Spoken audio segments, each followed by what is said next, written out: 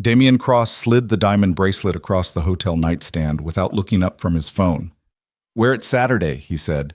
"You'll be the most beautiful woman in the room."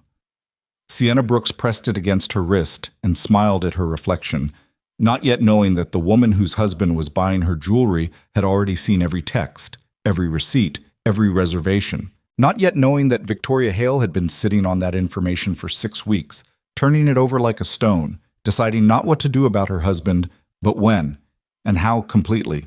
If this story moves you, hit that like button right now and drop a comment telling me what city you're watching from. I want to see exactly how far this story has traveled. Now stay with me, because this is where it gets real. The first thing most people noticed about Victoria Hale was not her face, though her face was striking in the way that certain faces become more striking with age rather than less.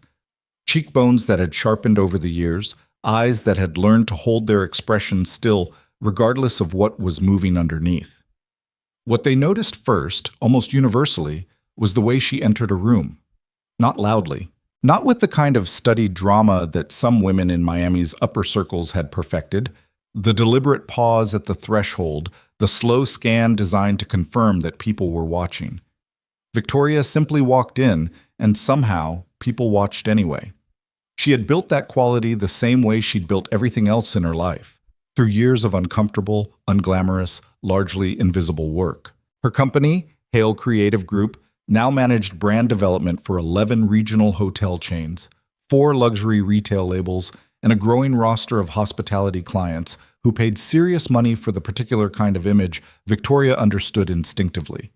The kind that didn't announce itself, but that you felt, the way you felt a temperature change when you walked into a well-designed lobby. She had started the company 11 years ago in a rented office the size of a large closet, with one client, one junior designer she couldn't really afford, and a husband who was, at the time, between ventures and deeply interested in her work. Damien had been her sounding board in those early years, her first critic. He had a talent for identifying weakness in a pitch, not fixing it exactly, but pointing at it with the kind of blunt directness that had seemed refreshing when she first married him and had come to seem like something else entirely in the years since.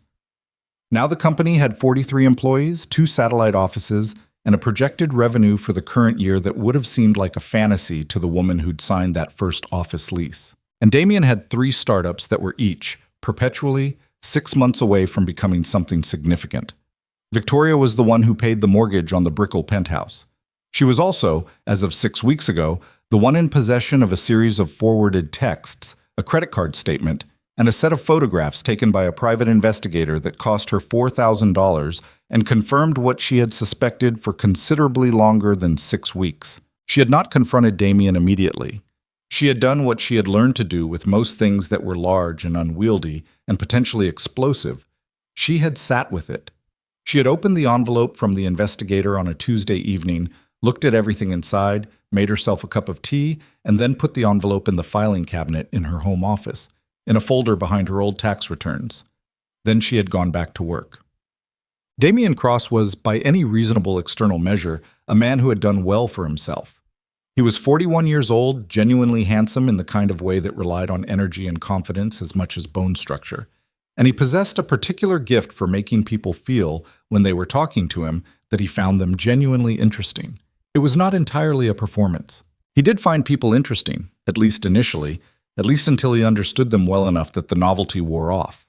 This was, though he would not have framed it this way, the central problem of his life. He had been with Victoria for 12 years, married for 9, and for the last 2 of those 9 years, he had been slowly, quietly, and with a growing sense of conviction that he was managing the situation responsibly, conducting an affair with Sienna Brooks. He had met Sienna at a product launch party hosted by one of his friends in the tech sector. She was 29, worked in event coordination, and had laughed at something he said with a spontaneity that had caught him off guard.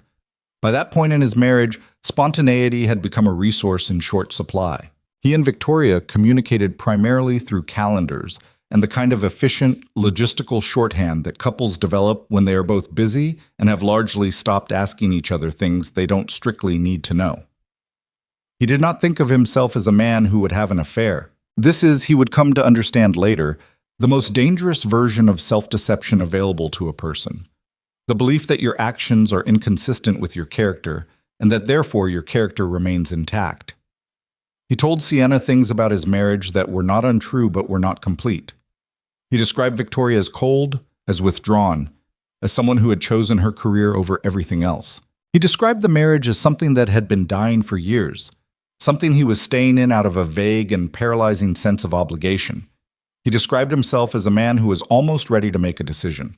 The word almost had been doing a tremendous amount of work in his conversations with Sienna for approximately 18 months. Sienna had been patient. She was not patient by nature. She was warm and reactive and quick to feel things and quick to say them. But she had learned, in the context of this particular relationship, to be patient. She had told herself that patience was what this situation required. She had also told herself that if she stopped being patient, she would lose him. And she was not ready to face what it would feel like to lose him.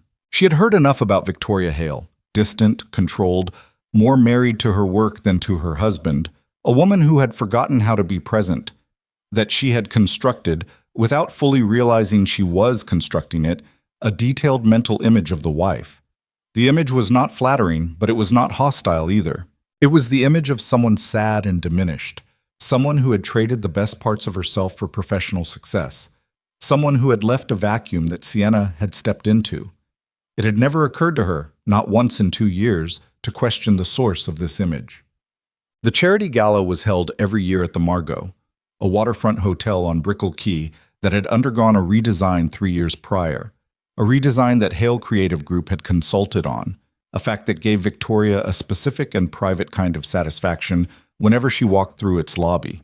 The event benefited the Miami Children's Literacy Initiative, and it was one of the social events of the year for a particular stratum of the city. The kind of event where the right table placement communicated something about your standing that no press release could achieve. Victoria had attended every year for the past 7 years. She was on the event committee. She knew the organizers, the sponsors, the catering team's head coordinator by first name. This year she had bought a table for 8, as she always did. She had confirmed her guest list. She had arranged for her car. She had selected her dress, navy silk, simple, with an architectural neckline that her stylist had found at a showroom in New York. And she had tried it on in her closet on the Thursday before the event, while Damien was on a call in the other room, talking to someone about a Series A meeting that she was reasonably certain would end the same way the last 3 Series A meetings had ended. She had looked at herself in the mirror for a while, not critically, not appraisingly, just looking. Then she had gone to the kitchen, made dinner, and waited for Damien to get off his call. Damien had told Sienna about the gala 3 weeks in advance. The conversation happened over dinner at a restaurant in Coconut Grove that he chose specifically because none of his wife's colleagues were likely to be there. He had described it as a critical event for his networking, an opportunity he couldn't miss, something that required his attendance alongside Victoria for the sake of appearances. Appearances, Sienna had said, and the way she said it had enough weight behind it that he'd reached across the table and taken her hand. "I'm almost there," he said. She had looked at him for a moment. "You've been almost there for 1.5 years, Damien." "I know." He didn't let go of her hand. "I know that, and I'm asking you to trust me for a little longer." "What does a little longer mean?" "The beginning of next year. I mean it this time." She had wanted to ask what was different about next year compared to last year, or the year before that. She had wanted to ask what specific thing would change in the next 3 months that hadn't changed in the last 18. But he was looking at her with that focused attention, that thing he did where the rest of the room seemed to stop mattering, and she had found herself nodding instead of asking. 2 days later, she ordered a dress online. Red, floor length. Not because Damien had suggested she attend the gala. He hadn't, specifically. But because she had, in some corner of her imagination, decided that she would go. That she would see him in his world, the real world he occupied when he wasn't with her. That she would see, with her own eyes, the sad and distant wife he had described. She knew a woman who was on the venue's event staff. Getting a ticket had been easier than she expected. She told herself this was not a foolish thing to do. She told herself she only needed to see it once. The night of the gala arrived under a sky that had not decided whether it would rain or clear, the way Miami evenings often were in that season.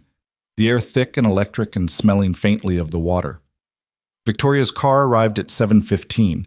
She rode alone because two of her guests were coming from the same neighborhood and had offered to drive each other, and because she had, without making a decision about it exactly, wanted the 15 minutes of quiet. She thought about the envelope in her filing cabinet. She thought about the particular calculation she had been running for 6 weeks. Not whether to leave, she had known that answer within 20 minutes of opening the envelope, but the question of sequence, of architecture. Victoria thought in structures. She had always thought this way. You did not build something well by making the right decision in isolation. You built it well by understanding the order of operations. Damien arrived at the gala 12 minutes after Victoria. She saw him from across the lobby, and she watched his eyes find her.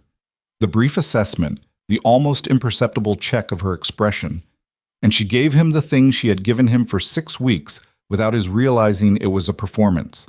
A warm, collected smile, the kind that meant nothing and looked like everything. "You look beautiful," he said when he reached her, and he kissed her cheek. "Thank you," she said. "How was the drive?" "Fine, traffic on the bridge." "It's always the bridge," she said. They walked into the main hall together, and Victoria took stock of the room the way she took stock of every room. Quickly, completely, identifying the people she needed to speak to, the conversations she wanted to have, and the corners of the space that would, at various points in the evening, afford her the best vantage point. But Sienna arrived at 7:48. She had spent 2 hours getting ready, not unusually long for her, but more careful than usual, more deliberate. The red dress was the right choice. She knew it when she put it on, and she knew it walking toward the entrance, the fabric moving around her legs with a weight that felt like intention. She was not doing anything wrong, she told herself. She was attending a public event.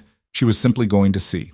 The lobby of the Margot opened into a high-ceilinged hall where the main reception was being held, and Sienna stepped into it and did what people do in rooms full of strangers. She scanned. She found Damien within 30 seconds. He was across the room, near the bar, talking to 2 men she didn't recognize, laughing at something with an ease that was very like him, and that she associated privately with the version of himself he'd described as hollow and marital. He looked, she noted, like he was having a good time. She looked for the wife. She found Victoria by accident, by following the slight gravitational shift in the room, the way several people's attention had angled in one direction. Victoria was standing near one of the tall window panels that looked out over the water, speaking to a woman Sienna didn't recognize, and she was wearing a navy dress and low heels and no jewelry except small earrings and a watch. Sienna stared, not because Victoria was beautiful, though she was, in an undemonstrative way that had nothing to do with the red dress and everything Sienna had expected when she imagined Damien's wife. She stared because the woman in the navy dress did not remotely resemble the person she had been hearing about for 2 years. There was nothing diminished about her. There was nothing sad. She stood the way certain people stand when they are completely comfortable inside their own authority, which is different from arrogance and much harder to manufacture. Sienna had time to register this, the full, quiet dissonance of it, before she pulled her attention away and went to find a drink. She did not approach Damien. She had told herself she wouldn't, and she kept that promise, because she understood suddenly that seeing him in this context, in this room, had provided her with information she wasn't sure she knew what to do with yet. The evening progressed. She watched Damien work the room with his natural ease. She watched him cycle back to Victoria 3 or 4 times in the way that married couples do at events. The check-in, the brief exchange, the touch on the arm. None of it looked like performance. None of it looked like obligation. It looked, from the distance at which Sienna was observing, like 2 people who knew each other well enough to move around each other on autopilot. She went to the restroom at 9:30. The women's lounge on the 2nd floor of the Margot was a room that the design team had specified particular care for: low lighting, deep chairs, a vanity area that ran the full length of one wall. Victoria had reviewed those specs in a previous life in an office that was not a closet, but was not far from being one. She was standing at the vanity, not because she needed to repair anything, but because she had come upstairs deliberately. She had seen the woman in the red dress arrive 40 minutes after the event started. She had watched her, from several careful angles, for the better part of the evening. She had noted the moment when the woman first saw Damien and the moment, more interesting, when she had first seen Victoria herself. She had recognized the specific quality of that look, the recalibration. She heard the door open behind her and watched in the mirror as Sienna stepped in, stopped for a fraction of a second at the sight of her, and then collected herself and moved toward the far end of the vanity. They were the only two people in the room. For a moment, neither of them said anything. Sienna was looking at her own reflection, but the effort it required not to acknowledge the other woman in the room was visible, and Victoria had always found forced composure more transparent than its absence. "You don't have to do that," Victoria said, quietly, without any particular edge in it. Sienna turned. "I know who you are," Victoria said. Not confrontational, not wounded, just factual. The color in Sienna's face shifted. Not exactly went away, but changed quality. The difference between a blush and a different thing entirely. "I think," Sienna started. "You don't have to explain anything," Victoria said. "I'm not angry with you. I want to be clear about that up front, because I've found that people in your position often spend a lot of energy bracing for something that isn't coming." Sienna looked at her the way people look at something unexpected, the slight squint, the reorientation. "I don't know what you think you know," she said, and it was a good enough attempt at steadiness, Victoria thought. She wasn't trying to be unkind about the attempt. "I know enough," Victoria said. She smoothed the side of her dress. A habit, not a nervous gesture. "I've known for 6 weeks, and I've spent 6 weeks trying to decide exactly what I wanted to say if this moment ever happened." She looked at Sienna's reflection. "You're younger than I thought. He told me he was meeting with investors. That's where we are." Sienna said nothing. "I'm not here to fight you," Victoria said. "I'm not here to humiliate you. I'm here because I think you deserve to hear something that nobody is going to tell you otherwise. And I remember what it felt like to be 29 and to want to believe that the version of someone you were getting was the real version." The room was very quiet. Sienna's hands were still on the vanity counter, and Victoria could see that they were not entirely steady. "A man who truly wants to leave his marriage doesn't hide in shadows," Victoria said. "He simply leaves." She picked up her clutch from the vanity. She looked at Sienna one last time in the mirror, and there was nothing in her expression that could be described as triumph, because Victoria Hale had long since stopped deriving satisfaction from the pain of other people, including people who had done things that warranted it. "Enjoy the rest of your evening," she said, and she walked out. Sienna stood alone in the women's lounge for 4 minutes. She knew it was 4 minutes because she watched the clock on her phone. Not because she was tracking time, but because looking at the screen gave her something to do with her eyes while she processed what had just happened. She thought about the phrase "almost there." She thought about 18 months of almost. She thought about the last time she'd asked him when, directly and without allowing him to change the subject, and the way he'd held her hand across a table and said, "I mean it this time," with the particular sincerity that she had believed because she'd needed to believe it, and because he was very, very good at sincerity. She thought about the woman who had just left the room. Cold, Damien had said, withdrawn. Someone who chose her work over everything. Sienna thought about the way Victoria Hale had stood at that vanity. Not cold, not withdrawn, but contained. The way something is contained when it has so much interior pressure that it has learned to hold its own walls. She thought about the specific kindness in what Victoria had said, the deliberate absence of cruelty in it, and she thought that it was a strange and uncomfortable thing to be the recipient of kindness from the woman your presence had wronged. She splashed cold water on the inside of her wrists, not from her eyes, because she was not going to cry in the women's lounge of the Margot Hotel in a red dress. She was going to wait until she was in a car. She was going to maintain that much. She walked back out into the party. She did not look for Damien. She went directly to the woman she'd arrived with, a colleague who had picked up, with female friend precision, that something was wrong, and said quietly, "I think I'd like to go." "Now?" "Yes." They left at 10:15.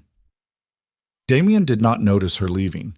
He was at the other end of the room, talking to a man who was very interested in the possibility of co-investment, and he was in the middle of the specific kind of conversation that required all of his attention and gave him, for a period of time, the feeling that things were about to become something significant. Victoria watched him from across the room. She watched him the way she had been watching him for 6 weeks, not with the hot, disorienting anger that she had felt in the first hours after opening that envelope, an anger she had sat with and then moved through in the deliberate, unsexy way that she moved through most difficult things. She watched him with something that was harder to name, not quite grief, not quite contempt, something adjacent to both of them and also separate from both of them, the way you feel sometimes about a house you've lived in for a long time and have finally decided to sell. She thought, I built something real with 11 years of work. I am still building it. She thought, he spent 11 years telling me about the thing he was almost going to build. She let herself feel the full weight of what that meant. She did not look away from it or soften it. This was not something she was doing for the first time. She had been doing it alone for 6 weeks. She was by now reasonably competent at it. Then she turned back to the table where her guests were waiting, and she sat down, and she picked up her wine glass, and the man to her left, a hotel developer from Fort Lauderdale, who had been hoping to speak with her for the better part of 3 months, leaned over and asked about her company's current capacity for new clients. Victoria set the glass down and gave him her full attention. Tell me what you're working on, she said. Outside, the sky had made its decision. It had not rained. The air had cleared sometime in the last hour, and the water beyond the windows had gone dark and still, and the city had come up bright along its edges the way Miami always did at night. That particular kind of bright that had nothing to do with daylight and everything to do with the specific human stubbornness of a place that had decided it would be spectacular and had declined to negotiate on the subject. Victoria listened to the man from Fort Lauderdale describe his project, and she asked questions, and somewhere in the deep background of her attention, the part that was always running parallel to whatever she was doing, that quiet other track, she knew with the kind of certainty that has nothing left to prove that the next chapter of her life had already begun, and that it would be built the same way everything she had been built, from the ground up, on her own terms, with the particular patience of a woman who knew the difference between waiting for something to happen and deciding to make it happen herself. She had been patient long enough. Dana Reeves worked out of a corner office on the 4th floor of a building on Salcedo Street in Coral Gables that smelled faintly of old carpet and expensive coffee, which Victoria found oddly reassuring.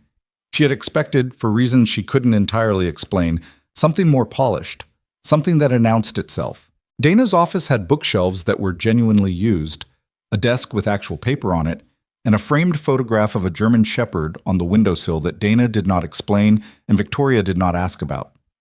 They met in person for the first time on a Thursday morning, 11 days after the gala. Victoria arrived 7 minutes early and waited in the reception area reading a brief about a hotel launch she needed to approve by end of day. She had learned early in her career that dead time was an organizational failure, and she had never quite been able to unlearn it. Dana came out to meet her at exactly the appointment time, shook her hand with the specific grip of someone who learned long ago that a firm handshake is a sentence all by itself, and led her into the office. I've reviewed the financial summary you sent, Dana said, settling into her chair. You were thorough. I find it useful to be thorough before a conversation rather than during one, Victoria said. Dana looked at her with an expression that was not quite a smile but was in the neighborhood of one. That's going to make this easier. She opened the folder in front of her. Tell me about the business assets first, because those are going to be the most complex piece. They spent the next hour inside the architecture of the marriage's financial life, which was, Victoria found, a surprisingly unemotional exercise. Not because she was numb, she had moved past numb in week 2, but because the financial record of a marriage is, in a way, the most honest record of it. It does not revise itself. It does not perform. It simply shows what decisions were made, who made them, and what they cost. Hale Creative Group was hers. That was the simple version. She had started it before the marriage, had grown it through the marriage, and had financed it primarily through her own income and a loan from her parents that she had repaid in full by year 4. Damien's involvement had been advisory in the earliest years and functionally non-existent since. There was some question about whether the company's growth during the marriage entitled him to any portion of the increased valuation, and Dana explained the relevant statutes with the kind of precision that Victoria appreciated in professionals. No softening, no hedging, just the actual landscape. What's your primary concern going in? Dana asked toward the end of the hour. Victoria thought about it. Speed, she said. not unfair speed. I don't want to take anything that isn't mine, but I want this resolved without it becoming a prolonged negotiation that costs both of us more than the disagreement is worth. And does he have an attorney? He's looking. I've told him to get one. I told him 3 days ago, in those specific words, so there's no ambiguity about whether I was trying to catch him unprepared. Dana wrote something down. You're making my job either very easy or very complicated, she said. I haven't decided which yet. Probably both, Victoria said. She drove back to the office after. She had a 12:30 with her head of accounts and a 3 o'clock call with the resort chain her business development person was pursuing. The boutique group with the 3 new markets, which had turned out to be a more serious lead than she'd initially let herself expect. Her assistant had left a stack of paper on her desk with a note that said simply, in his particular handwriting that was half print and half cursive, Reyes called twice. Also your mother. Neither urgent per their own assessment. She read the note, smiled slightly, and called her mother first because she had learned that things classified as non-urgent by her mother required the same operational response as things classified as urgent by most other people. Her mother picked up on the second ring. I spoke to your father, she said, in the way that she always led with her father, as if he were a shared project they were managing together. He wants to know if you're eating. I'm eating. He says he read something about stress and cortisol. Mom, Victoria pulled up the Reyes file on her other screen. I'm filing for divorce. I'm not having a medical event. I'm eating regular meals and sleeping adequately and managing a company of 43 people. I am fine. A pause. You don't have to say I'm fine in that specific way. What specific way? The way that means you're fine, but you don't want to talk about whether you're fine. Victoria stopped looking at the Reyes file. I'm going to be fine, she said, which was a different sentence and which she meant. I know what I'm doing. I've known what I'm doing since I opened the envelope. What I need from you and Dad is exactly what you're already doing, which is asking if I'm eating and calling when there's nothing urgent. Her mother was quiet for a moment. Then, do you want to come for dinner Sunday? Yes, Victoria said. I'll be there at 6. She hung up and sat for a moment with her phone in her hand and let herself feel, briefly and completely, the specific exhaustion of being a competent person during a period of personal difficulty. The exhaustion was not about the difficulty. It was about the gap between what you felt and what the situation required you to do, and the energy it took to bridge that gap consistently, day after day, without letting the gap show to the 43 people who depended on you, or the clients who paid you, or the attorney who needed your clarity, or the mother who needed your reassurance. It was not a devastating exhaustion. She had felt worse. But it was real, and she let it be real for approximately 90 seconds, and then she called Reyes back. Damien found his attorney through a referral from his brother, who had given it with the same tone he'd used during the conversation 3 months ago when he'd told Damien, without flourish, that he was making a mistake. His brother's name was Marcus, and he was 2 years older and worked in commercial real estate. And his primary mode of communication with Damien had always been a kind of direct, affection-inflected exasperation that Damien had spent most of his adult life finding irritating, and that he was currently finding, in a way he wouldn't have predicted, stabilizing. The attorney was a man named Gerald Fitch, who operated out of downtown Miami, and who Marcus described as fair and efficient, which were not the adjectives Damien had expected his brother to lead with. He'd half expected aggressive, strategic, protective. Marcus had said fair and efficient, which told Damien something about what his brother thought the situation called for. He met with Fitch on a Friday afternoon. He came out of it with a clearer picture of what the next several months would look like, and a persistent, low-grade feeling that he could not entirely name. It was not guilt, exactly, though guilt was present. It was something more specific than guilt, something that had to do with the gap between the story he had been telling about his life and the story that the actual record of his life was now telling back to him through the dry, accurate language of a legal consultation. He had told himself for 2 years that his marriage was already over in every meaningful sense before Sienna came along. He had told himself that the affair was not a cause of the marriage's failure, but a symptom of a failure that had already happened, that he was simply someone who had stayed too long in something that wasn't working.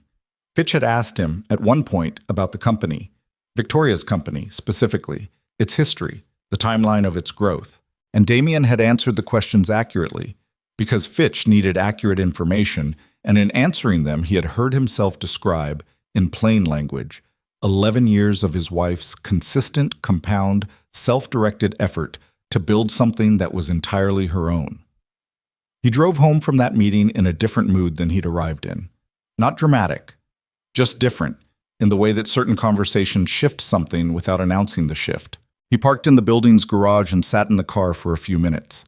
He thought about what he was going to go upstairs to. Victoria in the apartment doing whatever she was doing, working, probably, because Victoria was always working, and he had spent years cataloging that fact as evidence of her emotional withdrawal from the marriage without once seriously asking himself whether the work was withdrawal or whether the work was simply what she did, what she had always done, what he had called admirable in the beginning and called neglect in the years since, because it had become more convenient to frame it as neglect.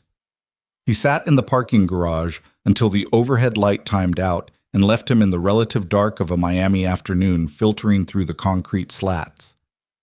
He thought, I have been the problem for longer than 2 years. He did not say this to anyone. He sat with it in the car the way Victoria had sat with her envelope, and then he got out of the car and went upstairs. 2 weeks after the gala, Sienna Brooks drove to Tallahassee with one large suitcase and a set of plants she'd been keeping alive for 3 years and refused to leave behind. The plants rode in the back seat in a cardboard box she'd cut holes into. One of them tipped over somewhere north of Fort Lauderdale and deposited a significant amount of potting soil on her upholstery, and she pulled over on the shoulder of I-95 to clean it up, standing on the side of a loud highway with a handful of dirt and the specific absurdity of the moment landing on her so completely that she started laughing. Not the good kind of laughing, and not the bad kind either. Just laughing, the way you sometimes do when the gap between the life you imagined and the life you are currently standing in is wide enough to be genuinely funny. She cleaned up the soil. She got back in the car. She drove the rest of the way to Tallahassee with the windows down because the car now smelled like earth and green things, and she didn't entirely mind. Cora was waiting on the front steps of the house when Sienna pulled in, and the sight of her sister, unchanged, slightly rumpled in the way that mothers of young children often are, holding a coffee mug that said something Sienna couldn't read from a distance, was more affecting than she'd expected. She sat in the car for a moment after she turned off the engine, and Cora just waited on the steps, not rushing her. Sienna got out. She said, "My plant tipped over on the highway." "Were you hurt?" Cora said. "I mean, no, it's a plant." "I'm asking if you were hurt," Cora said, and Sienna understood that she was not talking about the plant. "Not in the—" She stopped. "I don't know yet," she said, which was honest. "I think I will be when I have more time to actually feel it. Right now I mostly feel stupid." "You're not stupid," Cora said. "You trusted someone who wanted to be trusted. That's not stupid. That's just human." The red dress was stupid. Cora considered this. The red dress was a little bit stupid, she agreed, and because she said it that way, plainly, without cruelty, Sienna laughed again, but this time it was the better kind. They carried the suitcase inside together. The house smelled like something Cora had been cooking, something with onions and stock, and there were shoes of various sizes near the front door and a small bicycle in the hallway that neither of them acknowledged. Sienna stood in the guest room doorway and looked at the made bed with its ordinary blue comforter and thought that she had not slept in a room this plain and this quiet and this entirely unconnected to Damien Cross in 2 years. "Bathroom's through there," Cora said. "Kids eat at 6:30, adults eat at 7 if you want adult food. There's wine on the counter." "Okay," Sienna said. "Take a shower if you want. Sleep if you want. I'm not going to ask you anything tonight." You can ask," Sienna said. "I know," Cora said, "but I'm not going to." She put a hand briefly on Sienna's shoulder. Not a hug, just a hand, the specific warmth of a sister who knows the difference between comfort and space. "You're here. That's enough for today." She left Sienna in the doorway of the guest room. Sienna stood there for another moment, then carried her suitcase in and sat on the edge of the bed. She thought about the last 2 years in something like honest sequence. Not obsessively, not spiraling. She was too tired for spiraling. But honestly, she thought about the first time Damien had said, "I'm almost there," and the specific quality of hope that sentence had produced in her. the way she had felt it as something concrete rather than something conditional. She thought about the way she had slowly, without noticing she was doing it, organized her entire life to accommodate the gaps in his. She had turned down a job offer in Atlanta 14 months ago because it would have required her to leave Miami. She had not told him about the offer. She had not wanted to introduce a variable that would force him to make a choice. She had made the choice for him and told herself it was her choice, and had not let herself examine the distinction. The thing that was sitting hardest was not the loss of him. She was surprised to find that the loss of him was something she could hold, was in fact already holding it, and it was heavy but not unbearable. The thing that sat hardest was the recognition of how much smaller she had allowed her life to become. She had a job she was good at in a small circle of people in a city she knew well, and none of those things were bad things, but somewhere in the last 2 years she had stopped asking herself what she actually wanted, and had replaced that question with a different, narrower question. What can I have without disrupting the thing I'm waiting for?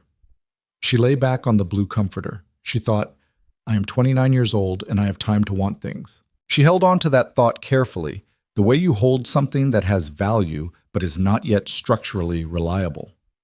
Back in Miami, the Brickell penthouse was doing what spaces do when they have been the site of a significant decision.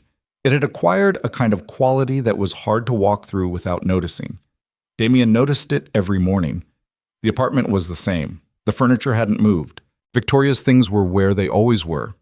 Her shoes precisely placed, her books stacked in the particular order that she maintained without consciously maintaining it. The coffee she made every morning that filled the kitchen with the smell he had associated with domestic normalcy for 9 years. But she was not there in the same way. She was physically present and operationally unchanged and entirely, cordially somewhere else, in a way that had nothing to do with coldness and everything to do with the decision that had already been made and was simply being executed with the competence and discretion she brought to everything. He understood, in these weeks, what he had spent years misidentifying. He had called it coldness. He had called it distance, withdrawal, the particular failure of intimacy that he'd cited to Sienna as the core problem of his marriage. And there was some truth in it. Their marriage had cooled, they had grown into parallel lives. The gap between them had widened in real ways.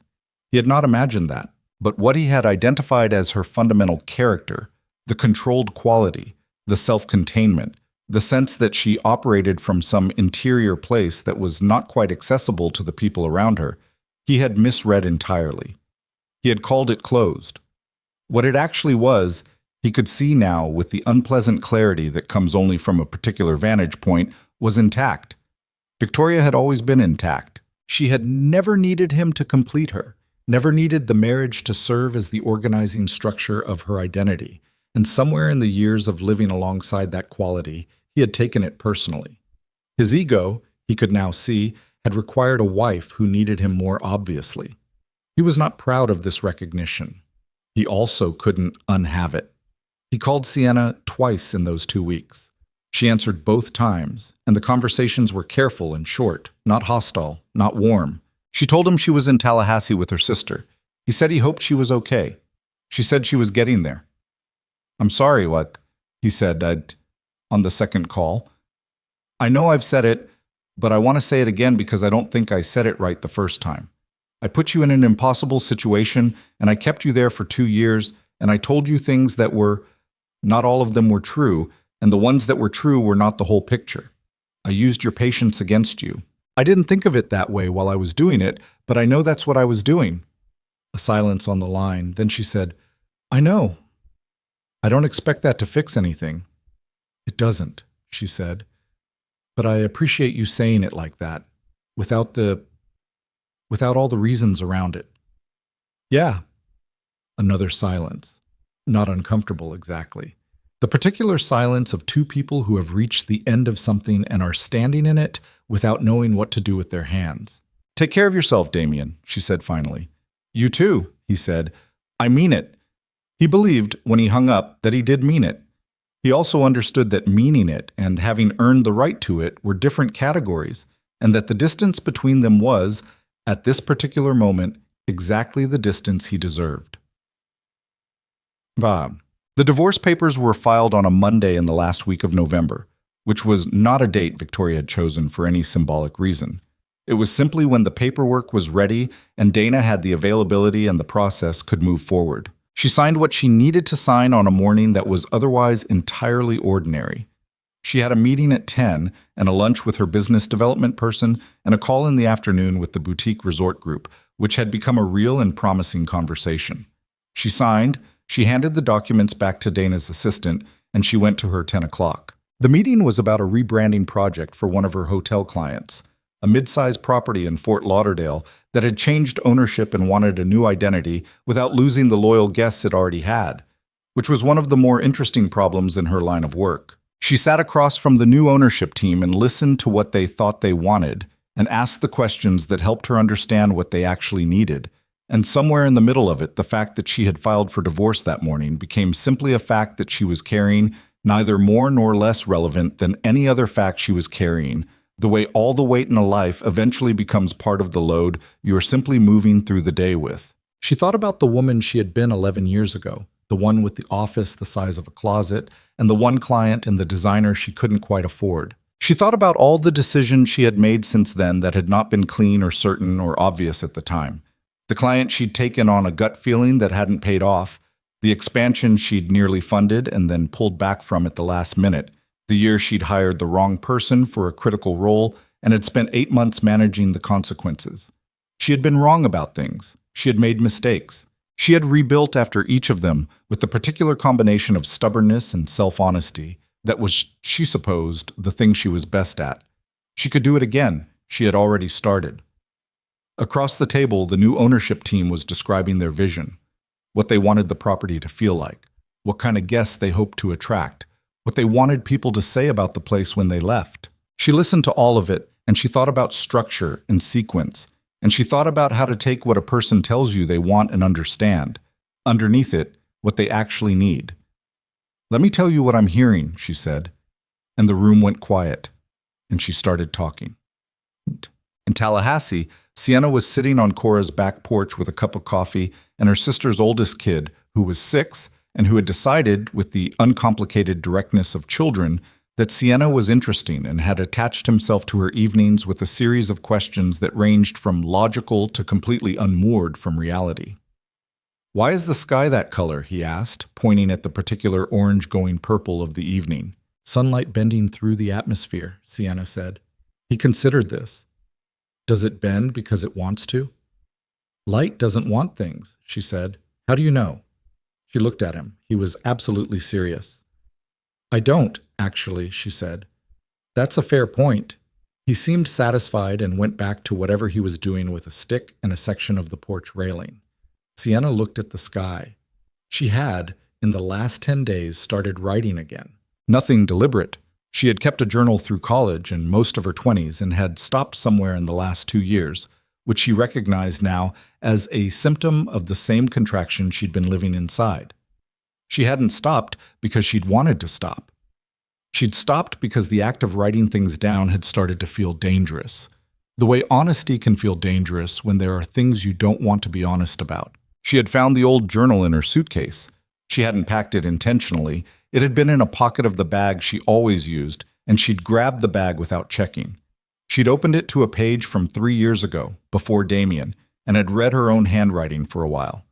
The person in those pages was someone she recognized but hadn't talked to in a while. She bought a new notebook in a drugstore 2 days into her stay. She had been writing in it every evening on the porch, while Cora's kid asked her questions about the nature of the universe. She was not healed. She was not going to arrive at healed on a schedule or announce it when it happened. But she was writing again, and she had called a friend in Miami. She had let the friendship with lapse during the last 2 years, and the friend had answered and said, "I was wondering when I'd hear from you," without any rancor in it, and they had talked for 40 minutes. She was, in the small and unspectacular ways that actually matter, beginning. The sky went from orange to purple to the particular deep blue that comes just before dark. The kid abandoned the stick and went inside when Cora called. Sienna sat alone for a few minutes in the cooling air, holding her coffee cup in both hands. She thought about the red dress, still on her apartment floor in Miami. She thought about what Priya had said. It can be complicated and still be over. It was complicated. It was also over. She went inside when the coffee went cold, and she helped set the table for dinner, and she ate with her sister's noisy, ordinary family in a bright kitchen that smelled like food and felt like someone had been living in it for years, and she thought that this specific and unglamorous warmth was the thing she had been substituting everything else for. She thought, don't do that again. She did not know yet exactly what she would do instead, but the question of what she would do instead felt, for the first time in a long time, like a real question with a real range of possible answers, rather than a question with only one answer that kept being deferred. That was enough. For the night. That was, she thought, quite a lot. The divorce papers sat in the Brickell County court system for 11 days before Damien's attorney confirmed receipt and indicated his client would not contest the filing.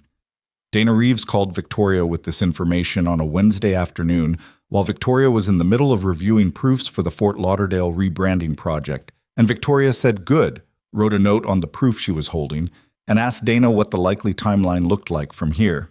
If it stays uncontested and the asset division holds where we've discussed, 6 to 8 weeks for finalization, Dana said. Possibly faster. Let's aim for faster, Victoria said. I'll see what I can do. She hung up and looked at the proof in her hand. The font choice on the hotel's new logo was not quite right. Too modern for what the property was actually trying to communicate. Too eager to signal something the building itself didn't support. She wrote her note, put the proof aside, and went to her next meeting. What she did not do, and had not done, was tell anyone at the company about the divorce. Not because she planned to keep it secret indefinitely. Miami was a small city in the ways that mattered, and the people in her professional circle would know eventually, the way they always knew.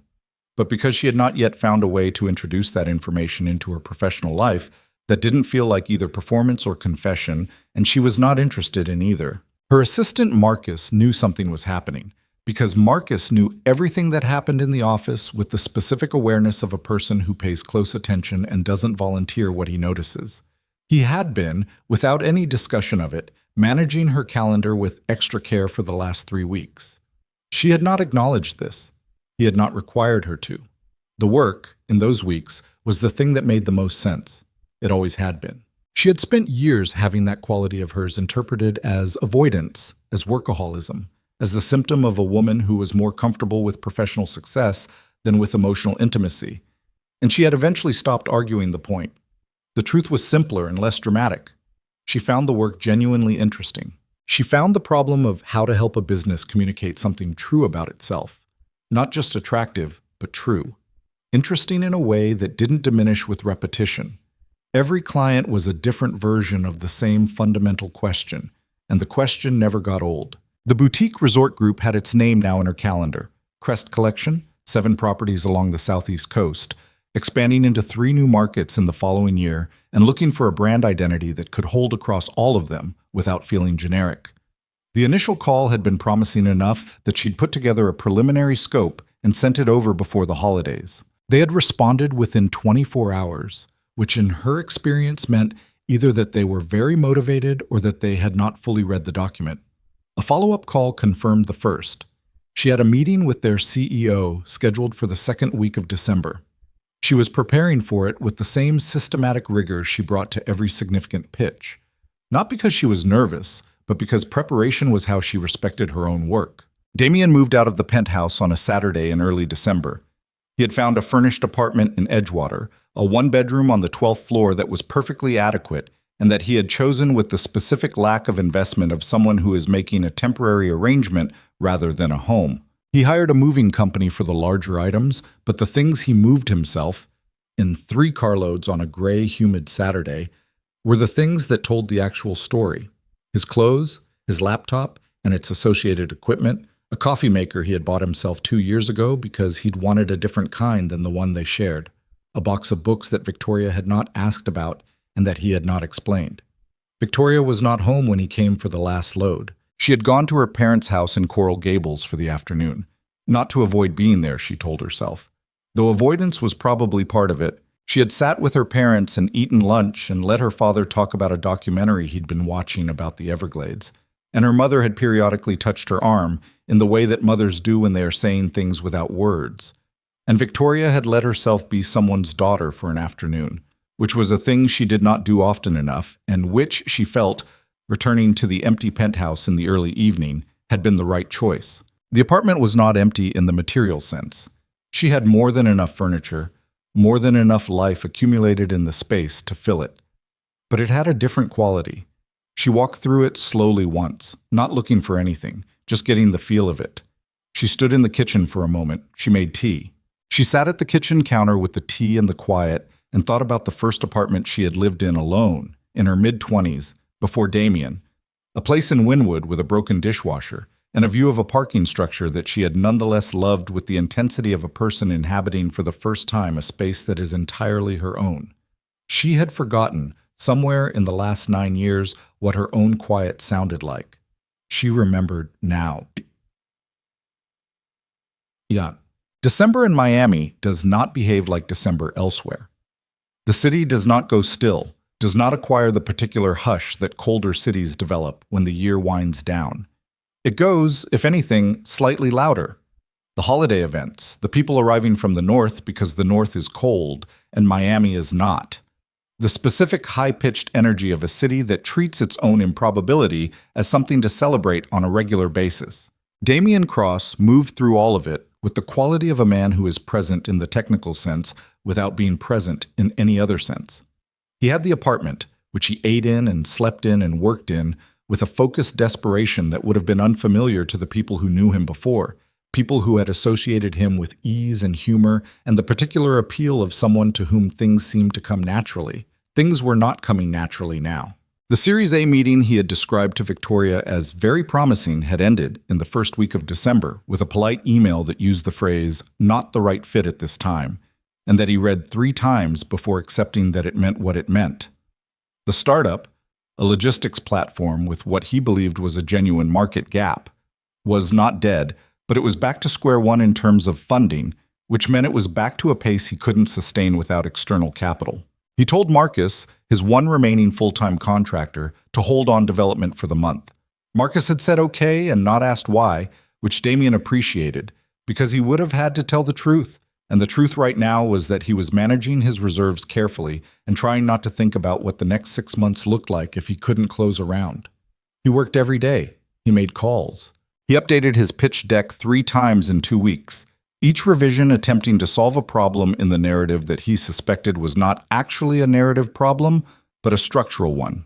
He knew this, and he did not know precisely how to address it, and the combination of knowing and not knowing was one of the least comfortable places he had ever occupied. He called his brother Marcus one evening. Different Marcus, a fact that had never been confusing in his actual life, but that felt briefly surreal to contemplate. And they talked for 40 minutes in the way that they talked when things were genuinely difficult, which was to say without most of the performance that characterized their easier conversations. "How are you, actually?" his brother said. "I've been better," Damien said.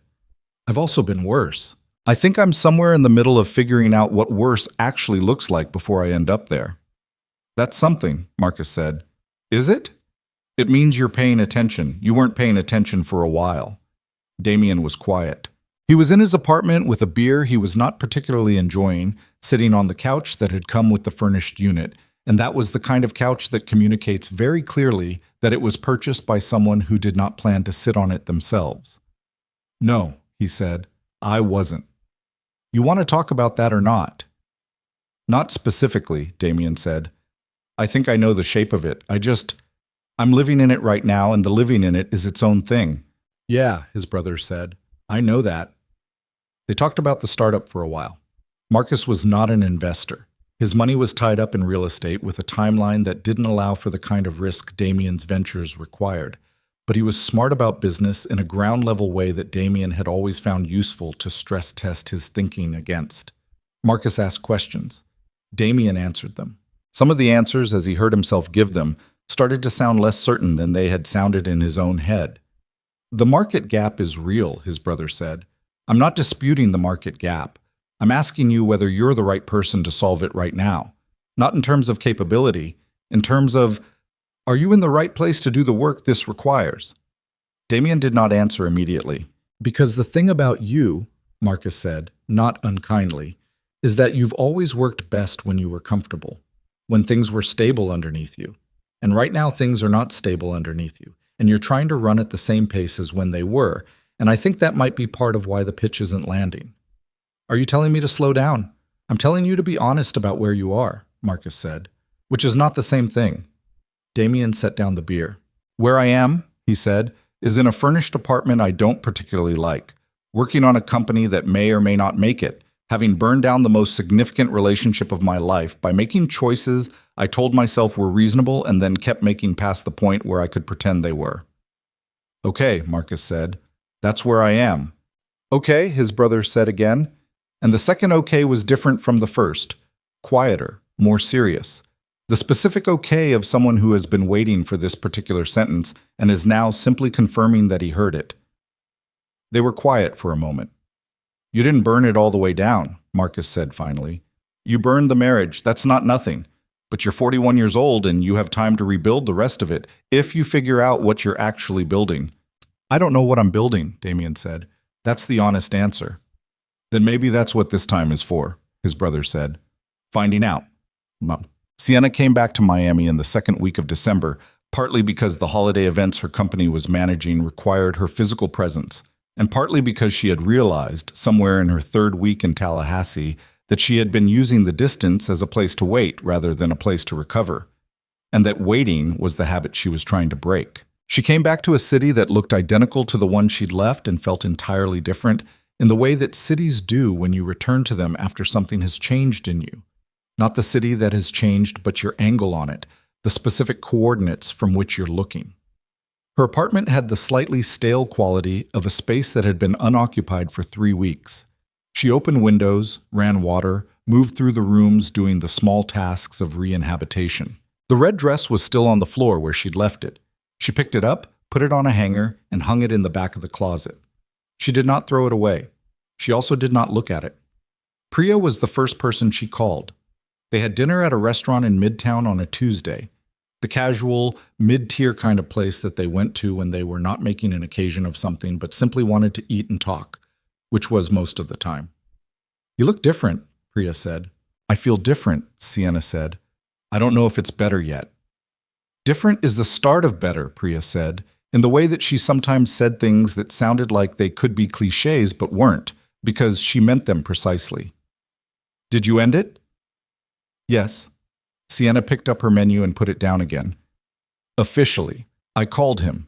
It was not a dramatic conversation. It was actually very short. Short is sometimes the right length. He apologized. Properly. Not with all the qualifications around it. I think he meant it. Do you think that changes anything? Sienna thought about it. No, she said. But it mattered that he said it. It made it easier to close the door without anger. And I didn't want to close it angry because angry takes too much energy to maintain and I have other things I want to use the energy for. Like what? I don't know yet, Sienna said. That's kind of the point. I want to use it for something that's actually mine. Priya looked at her across the table. The Atlanta job, she said. Is it still? I called them, Sienna said. Whoever had taken the role left after 8 months. They said they'd be open to a conversation. She paused. I haven't decided, but I called them. Priya said nothing, just nodded and reached for her water, and Sienna understood that the nod meant, I see you. You're moving. That's enough. What happened next was not something Victoria planned, and it was not something Sienna planned either, because it was the kind of thing that doesn't get planned so much as arrived at. Two people making independent decisions that arrive at the same point. Sienna reached out to Victoria the week before Christmas. She had been thinking about doing it for weeks, and had talked herself out of it multiple times with various versions of the same argument, that it would be strange, that Victoria had no reason to want contact, that the kindness in the women's lounge had been a one-time thing and not an invitation, that Sienna's desire to reach out was more about her own need for some kind of resolution than about anything Victoria might need or want. All of these arguments were probably correct. She reached out anyway. She found Victoria's professional email through the Hale Creative Group website, which was a clean, well-designed thing that communicated exactly what it needed to and no more. She wrote the email 3 times and deleted the first 2. The third one was 4 sentences. She said she hoped the email wasn't unwelcome. She said she'd thought about what Victoria had said in the women's lounge more times than she could count. She said she didn't know if there was anything useful in meeting, but that she was asking because she thought Victoria deserved to hear certain things directly, and she didn't want to assume that a voicemail or an email could carry what she needed to say. She left her phone number.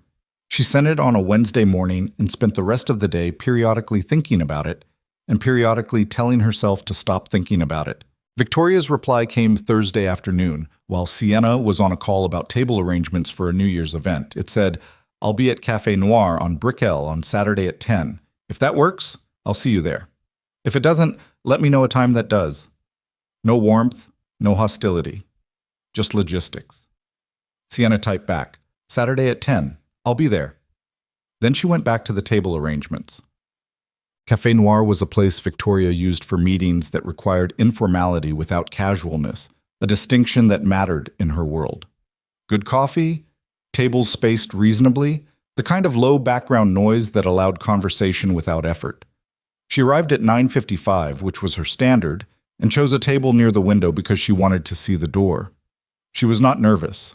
She had processed the decision to respond to Sienna's email in approximately the same way she processed most decisions, by identifying what she actually felt about it rather than what she thought she should feel, and acting from there. What she felt, reading that email, was something in the vicinity of respect. The email had not been self-serving.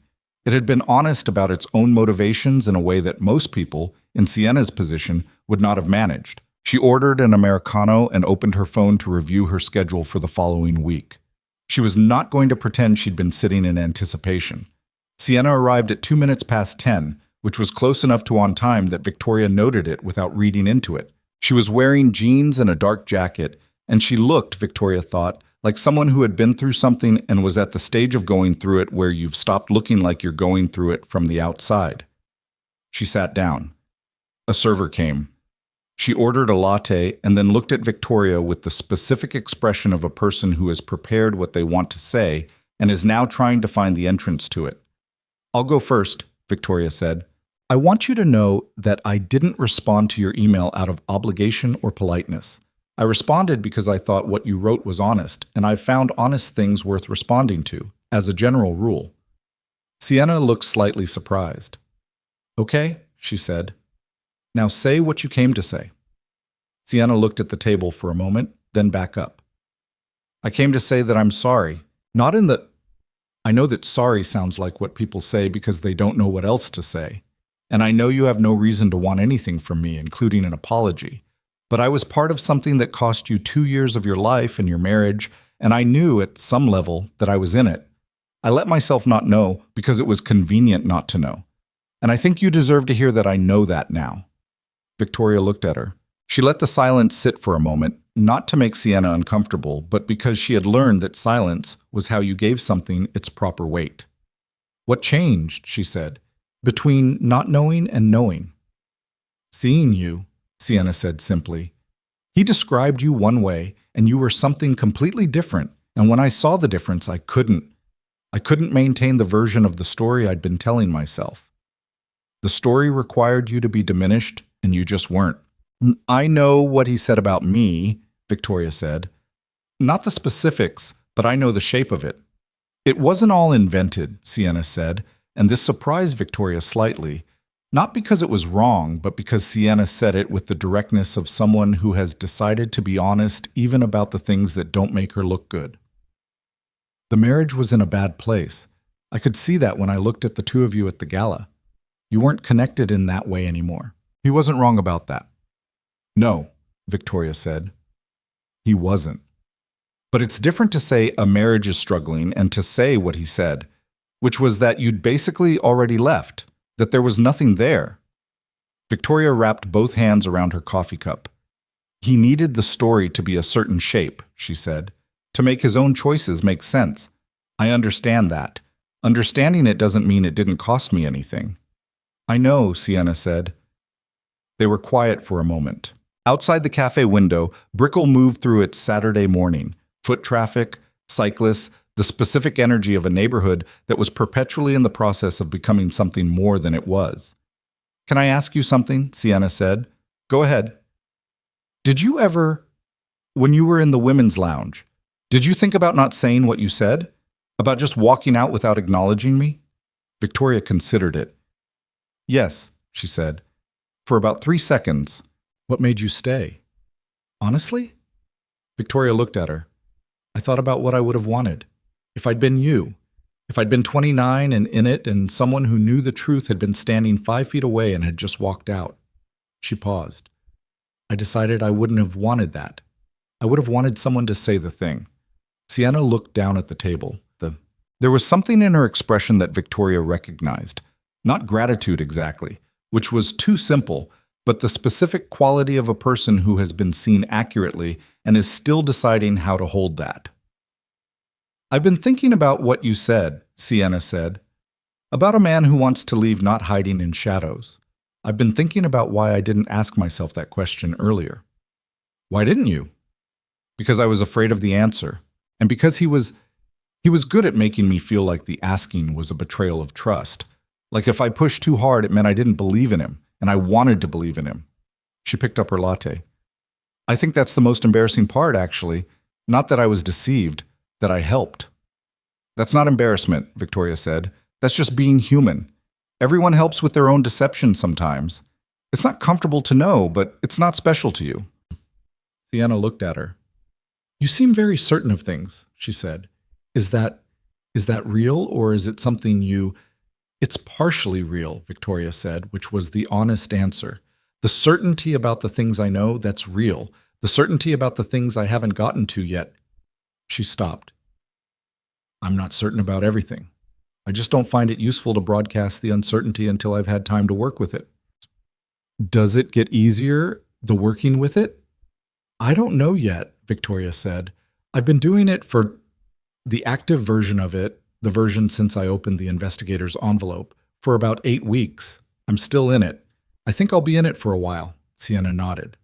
But I'll tell you what I know, Victoria said, which is that I'm not in the same place I was before I found out. I'm not just back to where I was. Something about the whole thing... She chose the next words carefully, not because she was being guarded, but because she was trying to be accurate.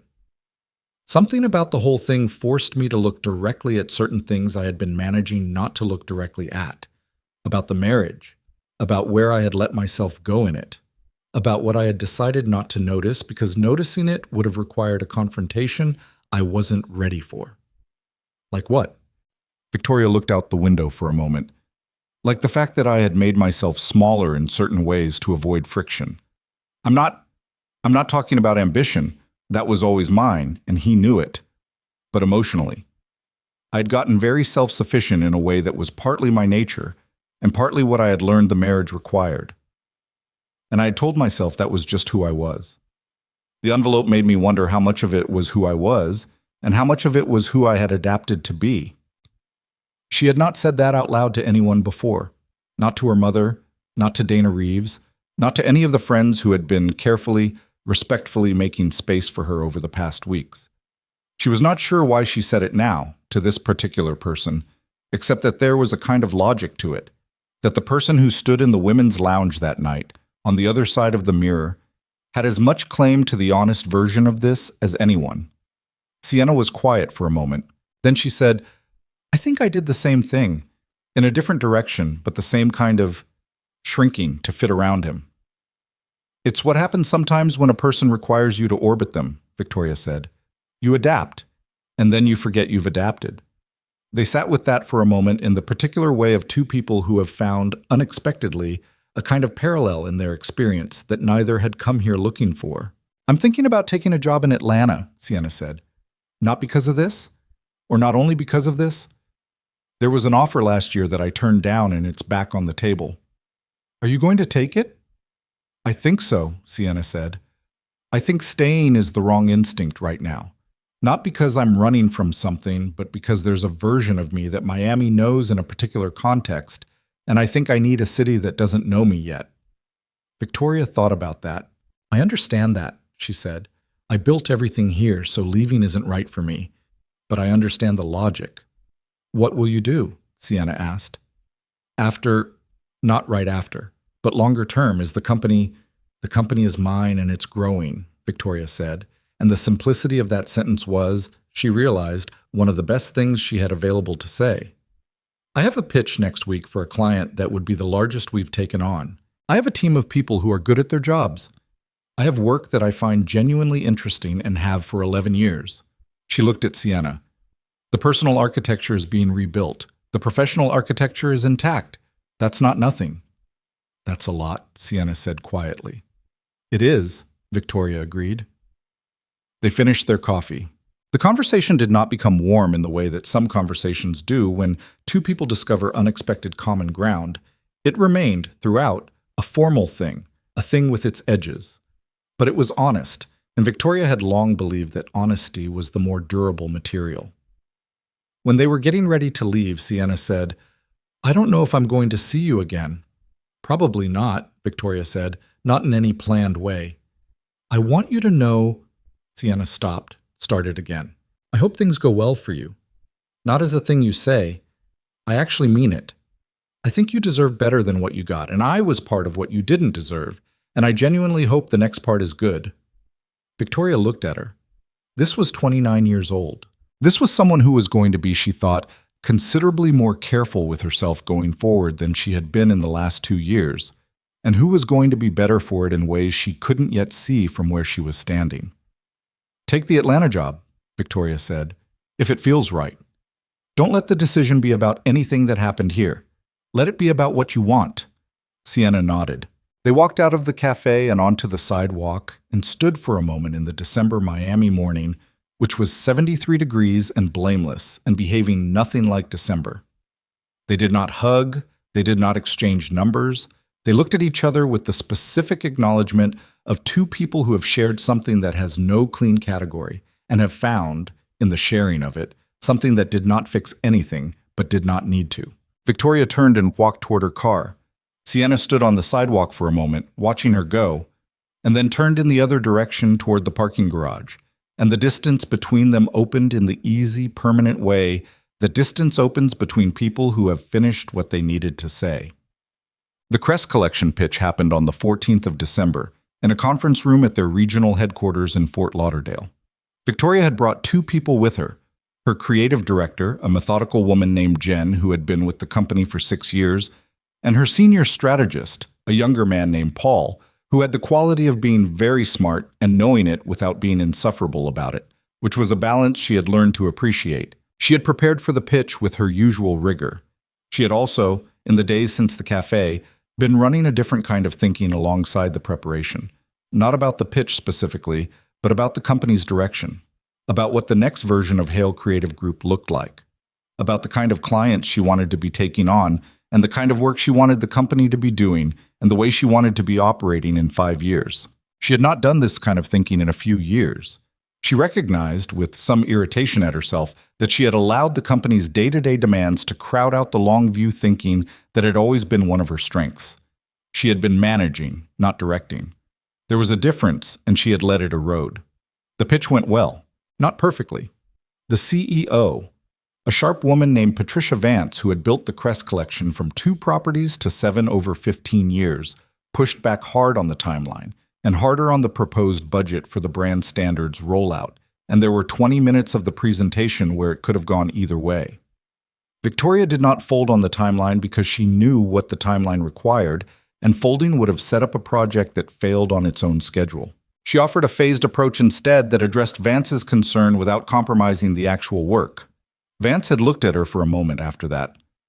"You're not going to give me a number I'll be happy with," she said. "I'm going to give you a number that's honest," Victoria said. "You've built 7 properties by being honest about what things cost. I assume you'd want the same from me." Vance had almost smiled. "Send me the revised scope by end of week," she said. Driving back to Miami, Jen said, "I think that went well." "I think so too," Victoria said. "The phased approach was good. I wasn't sure where you were going with it." "Neither was I, exactly," Victoria said, which was true. "Sometimes you find the solution by talking." She drove with the city coming up around her, the causeway and the skyline, and the water catching the afternoon in that way it did in December, when the light was lower and more horizontal, and everything looked slightly more deliberate than usual. She thought about the meeting.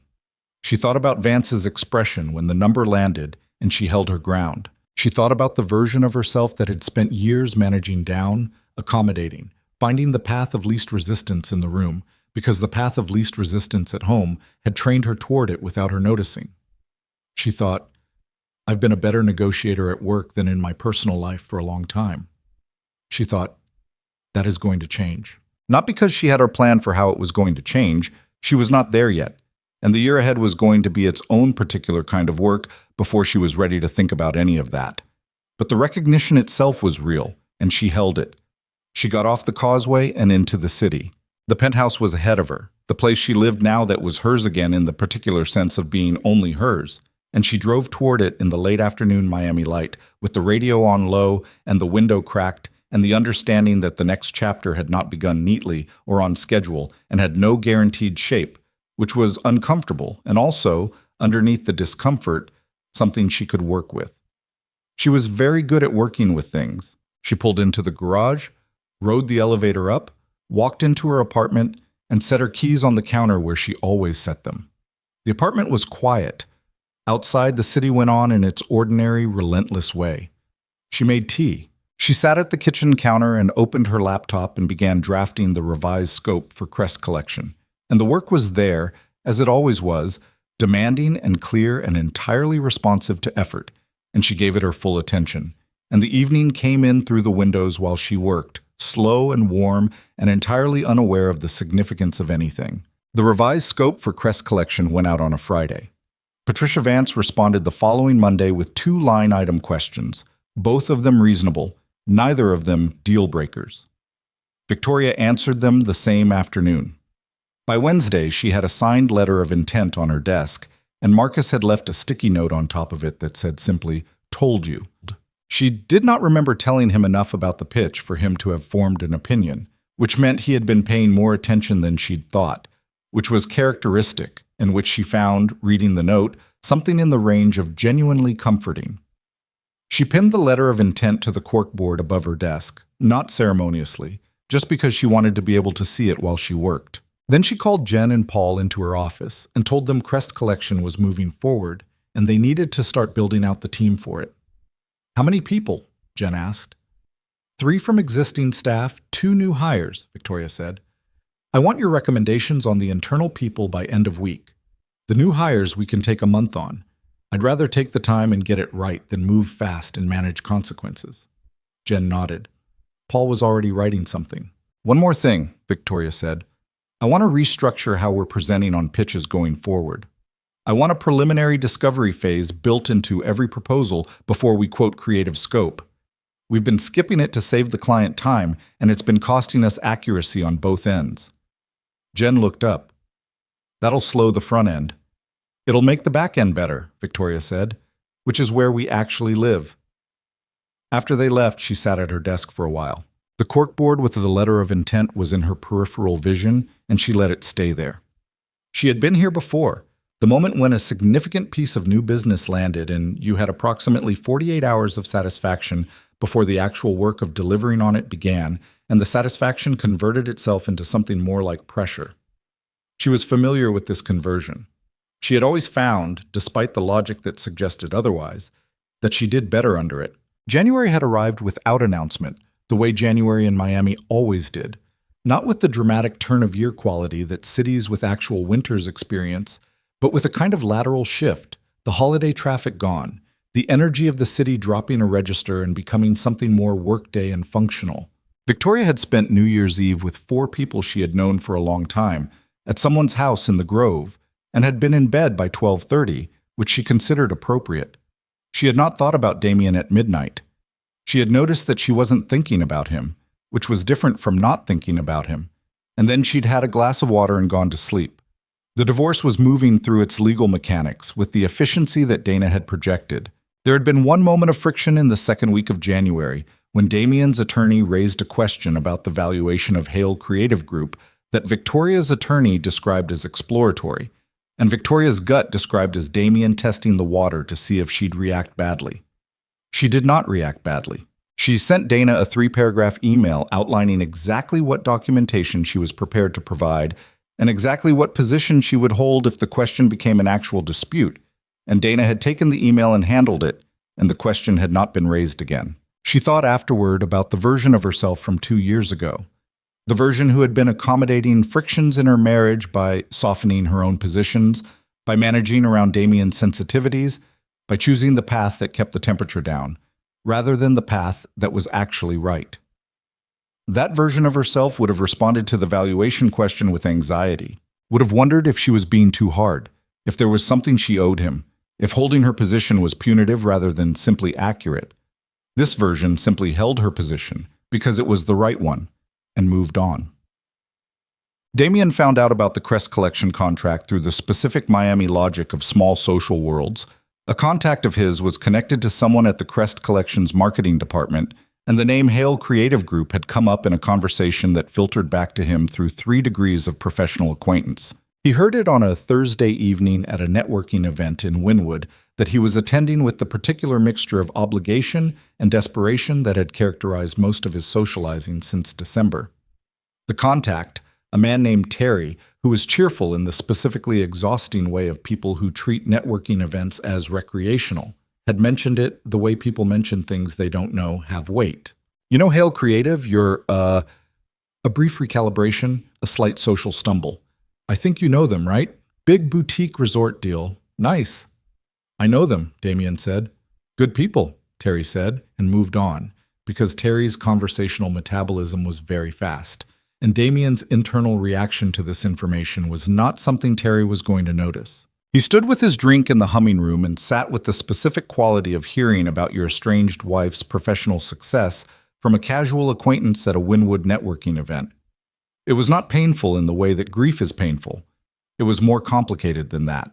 It produced something that took him a few minutes to identify, something that was partly genuine pride, because he had always known she was good at what she did, and partly something colder, the specific recognition of what it looked like from the outside to have left the orbit of that particular competence. She was landing major accounts. He was reworking his pitch deck for the 4th time. He did not stay long at the event. He told Terry it was good to see him and found 2 other people he needed to speak to and extracted himself from the venue by 9:15, which was earlier than he'd planned but later than his actual desire to leave had indicated. In his car, he did not call anyone. He drove back to Edgewater in the specific quiet of a person processing something that doesn't have a clean resolution, which was a feeling he had become increasingly familiar with over the past 2 months, and which he had not yet determined whether he was managing well or simply enduring. The apartment was what it always was when he came back to it at night, adequate and impersonal and smelling slightly of the Thai food he'd ordered 2 days ago, which was still in the refrigerator in a state he'd been managing not to address. He cleaned it up now because cleaning it up was something he could accomplish. And accomplishing things, even the completely minor ones, had taken on a slightly different value than it had before. He had been thinking in the past few weeks about what his brother had said, about finding out what he was actually building. He had been sitting with the startup question with a different quality of attention than he'd brought to it before. And what he'd found, under the honest examination of it, was something he'd been managing not to look at directly for most of the last year. The logistics platform had a real market gap, but his solution to that gap was not as differentiated as he'd been presenting it. He had been selling the gap as the innovation, and they were not the same thing. This was not a pleasant recognition. It was also, he had come to understand, the recognition that allowed him to actually solve the problem rather than continuing to perform the solution. He had spent 2 days in January quietly rebuilding the product architecture from a different angle, not alone, but with his contractor Marcus and a product consultant he'd brought in for a single intensive session that had cost him more than he wanted to spend and had been worth every dollar. The rebuilt version had a genuine differentiator. It also required him to scrap 6 months of prior development, which was the kind of decision that felt catastrophic in the moment, and which he suspected he would look back on, if things worked out, as the moment things actually became real. If things worked out. He sat at his kitchen table with his laptop open and thought about that conditional. He had spent most of his professional life operating in the register of assumed success, not arrogance exactly, but a kind of foundational confidence that things would work out because they generally had, because he was good with people and good with ideas and good at the front end of things. He had not always been equally good at the back end.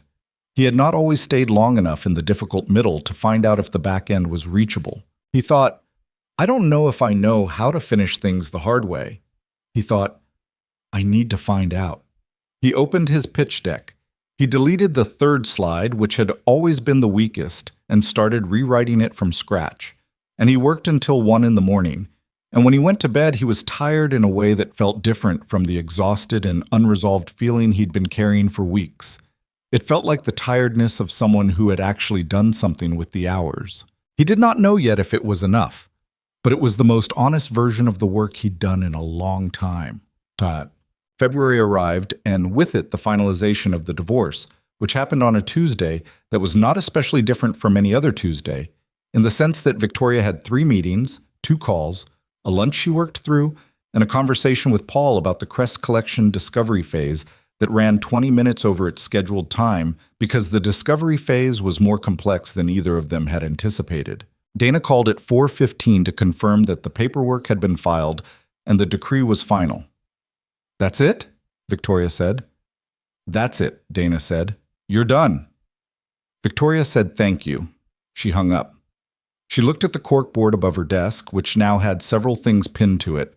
The Crest Collection letter, a photo of her team from the Christmas lunch, a note from a client that said simply, in handwriting she liked, "This is exactly right," she thought, 12 years, 9 of them married. And it ends on a Tuesday at 4:15 while I'm in a meeting about discovery phases. She did not know what she expected finalization to feel like. She had told herself she wasn't expecting anything specific, which was not entirely true. She had expected, she supposed, something more. Some culminating emotional weight, some arrival at a thing. What it actually felt like was quieter than that. It felt like a door that had been standing open for months finally closing, not with drama, but with the soft mechanical sound of a well-fitted door in a frame that's slightly past the point of needing it. She went home at 6:30. She poured a glass of wine. She sat at the kitchen counter where she sat most evenings, the view of Biscayne Bay doing its usual thing in the dark, the lights on the water, the specific beauty of a city at night seen from elevation, the thing she had loved about this apartment from the first week she and Damien had moved in, the thing that was still true regardless of everything else. She had decided, over the last month, not to sell the penthouse. This had been a practical and emotional decision in roughly equal parts. Practically, it was hers, she had paid for it, and moving during a period of professional expansion would be a distraction she couldn't afford. Emotionally, she refused to lose the view. She had lived in this space for 7 years, and she was not going to let the association with the marriage displace everything she had also come to associate it with. The mornings she'd spent at this counter working, the evenings she'd spent here thinking, the particular quality of the light through these windows at different times of year. She was going to repaint the bedroom. She was going to buy different furniture for the living room, because the living room furniture had been chosen together and she had never entirely liked it. These were small, specific decisions, but they were hers. She thought about calling someone, her mother, a friend, someone to mark the evening with. She decided instead to sit with the wine and the view and the quiet and give the moment its actual quality, which was not celebratory and not grief-stricken, but somewhere in the complicated middle of both. The feeling of standing at the end of something that had been real, that had mattered, that had also damaged her in ways she was still mapping, and understanding that the end of it was not the same thing as the end of her. She had not lost herself. She had come close to it. The recognition from the cafe in December, the way she'd made herself smaller to manage the friction. The erosion of certain things she'd stopped noticing were eroding. But the self she'd come close to losing was, she was discovering, more resilient than it had looked from inside the marriage. It had been bending under pressure. It had not broken. She was, in the February quiet of her apartment, more herself than she had been in 2 years, which was the kind of sentence that sounded like a cliché until you were actually living in it. And then it was just the most accurate sentence available. She finished the wine. She went to bed at a reasonable hour. She slept well. The Crest Collection work consumed the first quarter of the year in the specific way that large projects consume time. Not dramatically, not crisis by crisis, but in the patient, incremental way of sustained effort that doesn't have good stories to tell in the moment, but accumulates, week by week, into something. Victoria was in Fort Lauderdale once a week. She had conference calls with the Crest Collection marketing team twice a week. She had internal reviews at the company every Friday that had the particular productive tension of a team that was stretched but not broken. She hired 2 new people in February. One of them, a brand strategist named Dara, who had come from a larger agency in New York and wanted something smaller and more direct, was exactly right from the first week. The other, a junior account manager, was good but not quite right in the specific way that required Victoria to spend more time managing than she wanted to. She addressed it directly at the 30-day mark, which was a conversation she didn't enjoy and which she had nonetheless. The junior account manager improved. Not completely, but enough to work with. She had always found management the least satisfying part of running a company and the most necessary. She had learned over 11 years to do it without resentment, which was not the same as learning to like it. March brought a new business inquiry from a hotel group based in Charlotte that had been referred by a contact Victoria had met at a conference 2 years ago. A contact she had kept in loose touch with through occasional emails that were professional rather than social, and which had apparently cultivated enough goodwill to produce a referral. She had taken a meeting and liked what she heard and quoted a scope that was ambitious but accurate, and the Charlotte group had said they'd get back to her by end of month. Her mother asked, on one of their Sunday dinners, whether she was dating anyone. "No," Victoria said. "I'm not suggesting you should be," her mother said, in the tone that meant she was slightly suggesting she should be. "Mom, I'm just asking." "I know what you're asking," Victoria said. "The honest answer is that I'm not at that point yet. I don't know when I will be. I'm not in a hurry, and I'd like not to be made to feel like I should be in a hurry." Her mother was quiet for a moment. "You work a lot," she said. "I've always worked a lot. That's not new. It's different now. You don't have anything else pulling your attention." Victoria looked at her. "That's not necessarily a problem," she said. "Right now the work is what I need the attention on. I'm not using it to avoid anything. I'm using it because it's the season for it. Not everything has to be rebalanced immediately." Her mother nodded, and then, because she was her mother, she said, "Your father was asking about the apartment. Tell Dad the apartment is fine. He wants to know if you need anything." "I need him to stop worrying," Victoria said, "which I know is not something he's going to do. So tell him the apartment is fine, and I'm eating, and the company is growing, and I am genuinely okay, which is different from fine, and I want him to know that distinction." Her mother smiled at that. "I'll tell him." "Thank you." She drove home from her parents' house that night on the familiar route through Coral Gables into Brickell, the city going through its usual Sunday evening compression.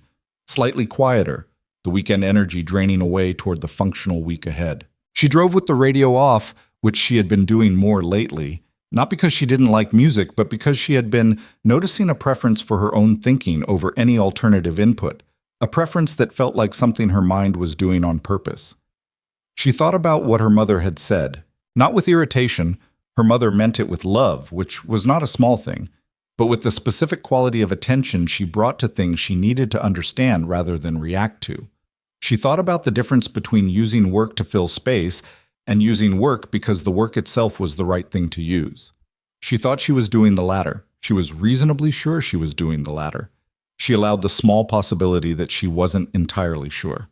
What she was sure of was that she was not ready to pretend to want something she didn't yet want, and that pretending in that direction would be its own kind of self-erasure, and she had very recently stopped tolerating self-erasure. She parked in her building's garage. She rode the elevator up. She walked into the apartment, which smelled like the new paint she'd had done in the bedroom the previous weekend, a warm, dark green that she had chosen herself, that Damien would have hated, that she loved completely. She stood in the bedroom doorway and looked at the color on the walls in the lamplight and thought, "Yes, that's the one. That's exactly right." Spring in Miami is the time when the city briefly becomes what it has been pretending to be all year. The weather moderate enough that you can be outdoors without the combat gear of industrial air conditioning. The light cleaner and less aggressive. The water the specific shade of green-blue that makes all the real estate photography make sense. Victoria had always liked this season. She liked it more than usual this year, for reasons that had nothing to do with the weather and everything to do with the quality of her days in it. The Charlotte contract came through in early April. She signed it on a morning when the Crest Collection project was entering its final deliverable phase, and her company was, for the first time in its history, running two major brand development projects simultaneously. She had looked at this calendar and the resourcing and the reality of what the next 6 months required and had felt, under the weight of it, not anxiety, but a very specific kind of satisfaction. The feeling of a machine running at the capacity it was built for. She had a conversation with Jen in April that had been building for several weeks. Jen was her creative director and had been with the company since year 5 and was, Victoria had known for some time, undercompensated relative to what the market would pay her and what the company could now afford. Victoria raised it directly, with numbers, without Jen having to ask. Jen had looked at her across the desk with an expression Victoria recognized, the specific look of someone who is trying to stay professional while something significant is happening. "You didn't have to do this without me bringing it up," Jen said. "I know," Victoria said. "I should have done it earlier. I was in my head about some things this year, and I let it go later than it should have. That's on me." "Is everything okay?" Jen asked, because Jen was careful and observant, and this was, in the context of their working relationship, actually a question. "Everything is moving in the right direction," Victoria said. "Some of it took longer to get moving than I'd like. But yes." Jen accepted this. She was also the kind of person who knew when she had the information she needed. And they talked compensation for another 15 minutes and concluded in a way that left them both satisfied, which was how conversations should end, and which did not always happen, and which Victoria was glad of when it did. She was glad of a lot of things in this season, and she had noticed that she was noticing this. The noticing of gladness, which was different from manufactured optimism or performative recovery, and which felt to her like genuine orientation, like a plant that has been growing in the wrong direction toward insufficient light, finally rotating toward what it actually needs. She was not repaired. She did not think of herself as repaired because that word implied a prior wholeness that had been interrupted, and her honest reading of the last year was more complicated than that. She had not simply been broken by the affair and Damien's betrayal. She had been, more slowly and less dramatically, gradually shaped by the marriage into someone who moved more carefully and demanded less than she'd started out doing. The affair had been the event that forced the recognition. But the recognition was about something larger. She was rebuilding. That was the accurate word. Not back to something prior, but towards something she was discovering as she went, which was slower and less certain, and also, in ways she hadn't expected, more interesting. Sienna took the Atlanta job in March. The decision had not been as clean as she'd expected. There was a period of 2 weeks in late February when she'd been close enough to saying yes and close enough to saying no that she'd made a different decision every morning and reversed it by afternoon. Priya had watched this process without interference until the second week, when she'd said, with the specificity of a friend who has had enough, "You're not actually deciding whether to take the job. You're deciding whether you believe you deserve a job that big." Sienna had said, "That's," and then stopped. "Is it wrong?" Priya said. "No," Sienna said. She'd called Atlanta the next morning. The move itself happened on a gray Saturday in the first week of March, with 2 of her friends helping, a rental truck, and the specific comedy of trying to fit a couch through a doorway that was 2 inches too narrow in a way that required 35 minutes and 3 separate approaches to resolve. Her plants, veterans of the I-95 incident, traveled in the back seat again. She did not cry leaving Miami, which surprised her, and then did not surprise her. Atlanta was different from Miami in ways she had anticipated and ways she hadn't. It was quieter, at a lower register, though not actually quiet. The pace of the work was different, more structure, more process, the company larger than what she'd come from, and requiring her to locate herself in it rather than moving as she had at her last job, where she'd known every corner of the place. The learning curve was steep, and she had 2 weeks in March that were frankly miserable. The kind of miserable that comes from being new somewhere and not yet having the accumulated competence that makes you feel like a person who belongs. She called Cora twice during those weeks. Cora had said, on the second call, "You're not supposed to be good at it yet. That's what being new means." "I know that," Sienna said. "Then stop acting like it means something bad about you." "I know," Sienna said again, because she did know, and knowing and feeling were still, sometimes, different floors of the same building. By April, she was past the worst of the learning curve. She had found a coffee shop she liked near her apartment. She had been to a dinner party hosted by a colleague and had liked two of the people there well enough to suggest getting drinks, which she had done, and which had been good and uncomplicated in the way that new friendships are before they've had time to become complicated. She was doing the work of building a life from scratch, which was slow and unsexy and the only method available. She had not started dating. She was not ready. She had decided, going to know when she was ready by the feeling of it rather than by a timer, and the feeling had not arrived yet, and she was okay with that. She thought about Damien less than she expected, which was itself a kind of information. The thinking, when it came, was not the sharp and specific thing it had been in December. It had become something more diffuse, less about him particularly, more about the time she'd spent in a way of being that she was now outside of. She thought about the way she'd lived in the margins of someone else's life. She thought about the specific quality of waiting, the way it becomes your whole orientation if you let it, the way it crowds out other things so gradually you don't notice until you're standing in a different city trying to find a coffee shop you like. She had found the coffee shop. It had good light and played music at a volume that was unobtrusive, which was harder to find than you'd think. And she went there on Saturday mornings with her notebook and wrote in it for an hour before the rest of the day started, which was not a grand gesture or a dramatic reinvention. It was just an hour on a Saturday morning that was entirely hers, with a good cup of coffee and the particular satisfaction of a blank page that had no history. She was still figuring out what she wanted. This was no longer something she found alarming. In the Edgewater apartment, Damien's rebuilt pitch deck had found its audience in early April.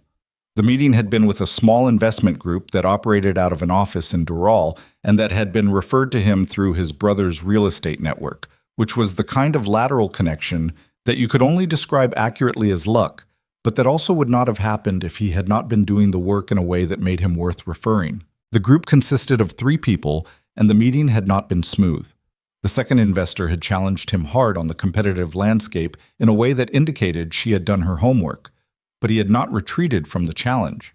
He had answered it with the specificity that came from actually knowing the material, from having rebuilt the thing from the ground up, rather than continued to dress the old version. They had asked for a second meeting. He had driven home from the first meeting and called his brother and said, "It went okay," which was the most understated thing he had said in months, and his brother had said, "How okay?" And Damien had said, "They want a second meeting." And there had been a pause, and then his brother had said, "Good man," in a tone that was not elaborate and did not need to be. He was not there yet. He had a long way to go, and he knew it in a way he had not always known things, not as a theoretical acknowledgement, but as a lived condition, the knowledge that the distance was real and required actual travel rather than the forward lean of assumed arrival. His life was smaller than it had been a year ago. The apartment was not the penthouse. The network was thinner. The confidence was different in quality, less like a default setting, more like something he had to choose each day, and sometimes chose better than others. He did not enjoy this. He also could not pretend it wasn't necessary. He had thought in January that the hardest thing about the year ahead would be the professional uncertainty. He had discovered, by March, that the professional uncertainty was manageable. What was harder was the confrontation with his own character that the year had forced, and that he could not stop having just because it was uncomfortable. He kept arriving at the same place. He had been someone who substituted charm for presence, who had mistaken the beginning of things for the whole of them, who had wanted the warmth of intimacy without the weight of it. He was trying to understand whether that was simply who he was, or whether it was who he had been and was capable of changing. He did not have the answer yet.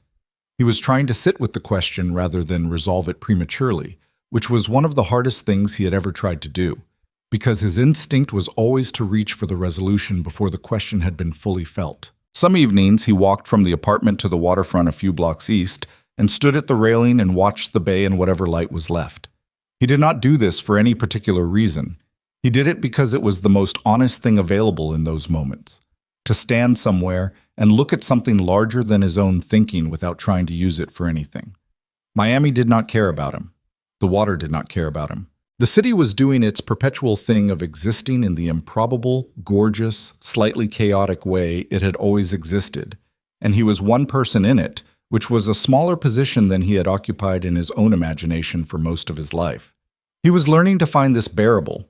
Some evenings he found it more than bearable. Some evenings he stood at the railing and felt something adjacent to peace, which was not a word he had previously associated with standing alone at a waterfront railing in a city that didn't know his name tonight, but which was apparently available at that address if you came to it without an agenda.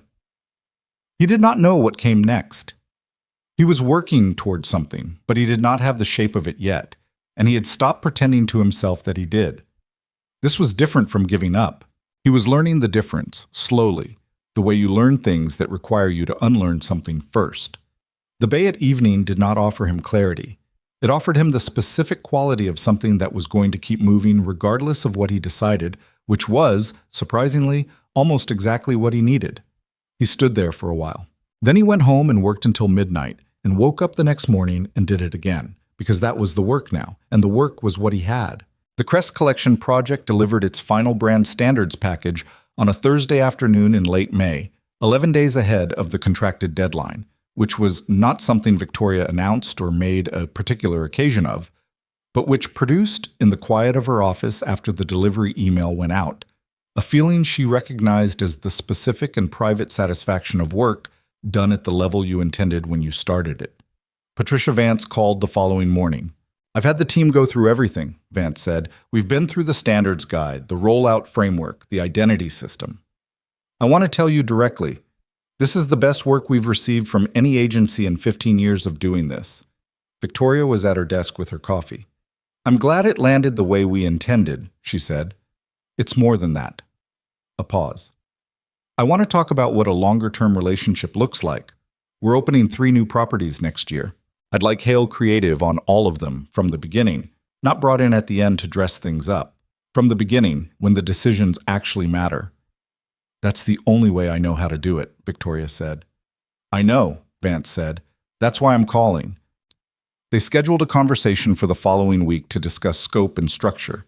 And when Victoria hung up, she sat for a moment with her hands around her coffee cup and looked at the corkboard above her desk, which had accumulated over the months into a kind of archive of the year. The Crest Collection letter of intent, the Charlotte contract, a draft positioning statement for a project they'd completed in February that had a single sentence circled in red ink that she'd written herself and thought was exactly right, Marcus's note from December that she had never taken down. She thought about the woman who had opened an investigator's envelope 10 months ago and made herself a cup of tea and gone back to work. She had thought, in that moment, that she was doing the only thing available. She understood now that she had been doing the right thing. Not because work was a refuge from the real, but because the work was itself the real, the ongoing and demanding evidence of what she was made of, and it had held her while the rest of it was being dismantled and rebuilt. She was not the same as before. She had stopped expecting to be. Metam, the Miami Children's Literacy Initiative Charity Gala, was held every year in October, and when the invitation arrived in Victoria's email in the 3rd week of September, it carried, for the first time, no ambivalence. She had gone every year. She would go this year. The question of whether to go was not something she spent more than 30 seconds on, and the quality of those 30 seconds was entirely different from the quality of the questions she'd spent months inside the previous year. She was going alone. This was not a condition to be managed. It was simply the accurate description of her attendance. She had been asked, 3 months prior, if she would speak at the event. The invitation had come from the event's organizing committee, a group she'd been associated with for years, and specifically from a woman named Rosario who chaired it and who had said, over coffee, "We'd like someone this year who has something real to say, not just a success story, something honest." Victoria had said she'd think about it. She had thought about it for 2 weeks. Not the question of whether she could do it. Speaking in public was not something she feared, and had not been since early in her career when it was something she'd had to learn through repetition. The question was whether she wanted to. Whether she had something to say that was worth the platform, and whether she was ready to say it in front of the specific people who attended this specific event, many of whom had known her when she was one half of a visible couple in Miami's professional social world.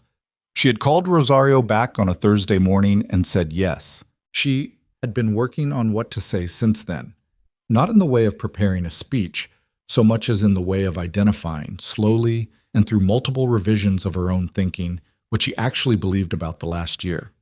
What she had learned. Not the version of it that sounds good from a stage, but the version that was true, and whether those two versions were close enough together to be honest. She had decided they were. October came to Miami the way it always did, with the small, perceptible drop in humidity that passed for autumn, the light going slightly golden at the edges of the afternoon, the sense of the city exhaling after the long press of summer. Victoria had always liked October. It was her favorite month in a city that didn't do seasons in the conventional sense, and she had the specific fondness for it that people develop for the things that are quietly good rather than loudly so. The weeks before the gala were full in the way her weeks had been full for most of the year. The Charlotte project in its final phase, the Crest Collection properties moving through their individual rollouts with the particular variety of complications that real-world implementation always produced that the clean theory of brand standards did not anticipate. She managed these complications with her team, solving them the way you solve problems in the real world, which is imperfectly and sequentially, and sometimes by accepting that the right answer is the one you have time for, rather than the one you'd theoretically prefer. She had a conversation in early October with Jen and Paul and two of the senior people on the team about the company's direction for the following year. A conversation that was different in quality from previous year's planning sessions, because Victoria came into it with a clarity about where she wanted the company to go that she had not had in the last 2 years of the marriage, a period she could now see when her attention had been divided in a way she had not admitted even to herself. She had been running the company and living through the marriage and managing the gap between those two experiences with a kind of internal resource she had not acknowledged was finite. She was no longer dividing it. The focus was different. The room felt it.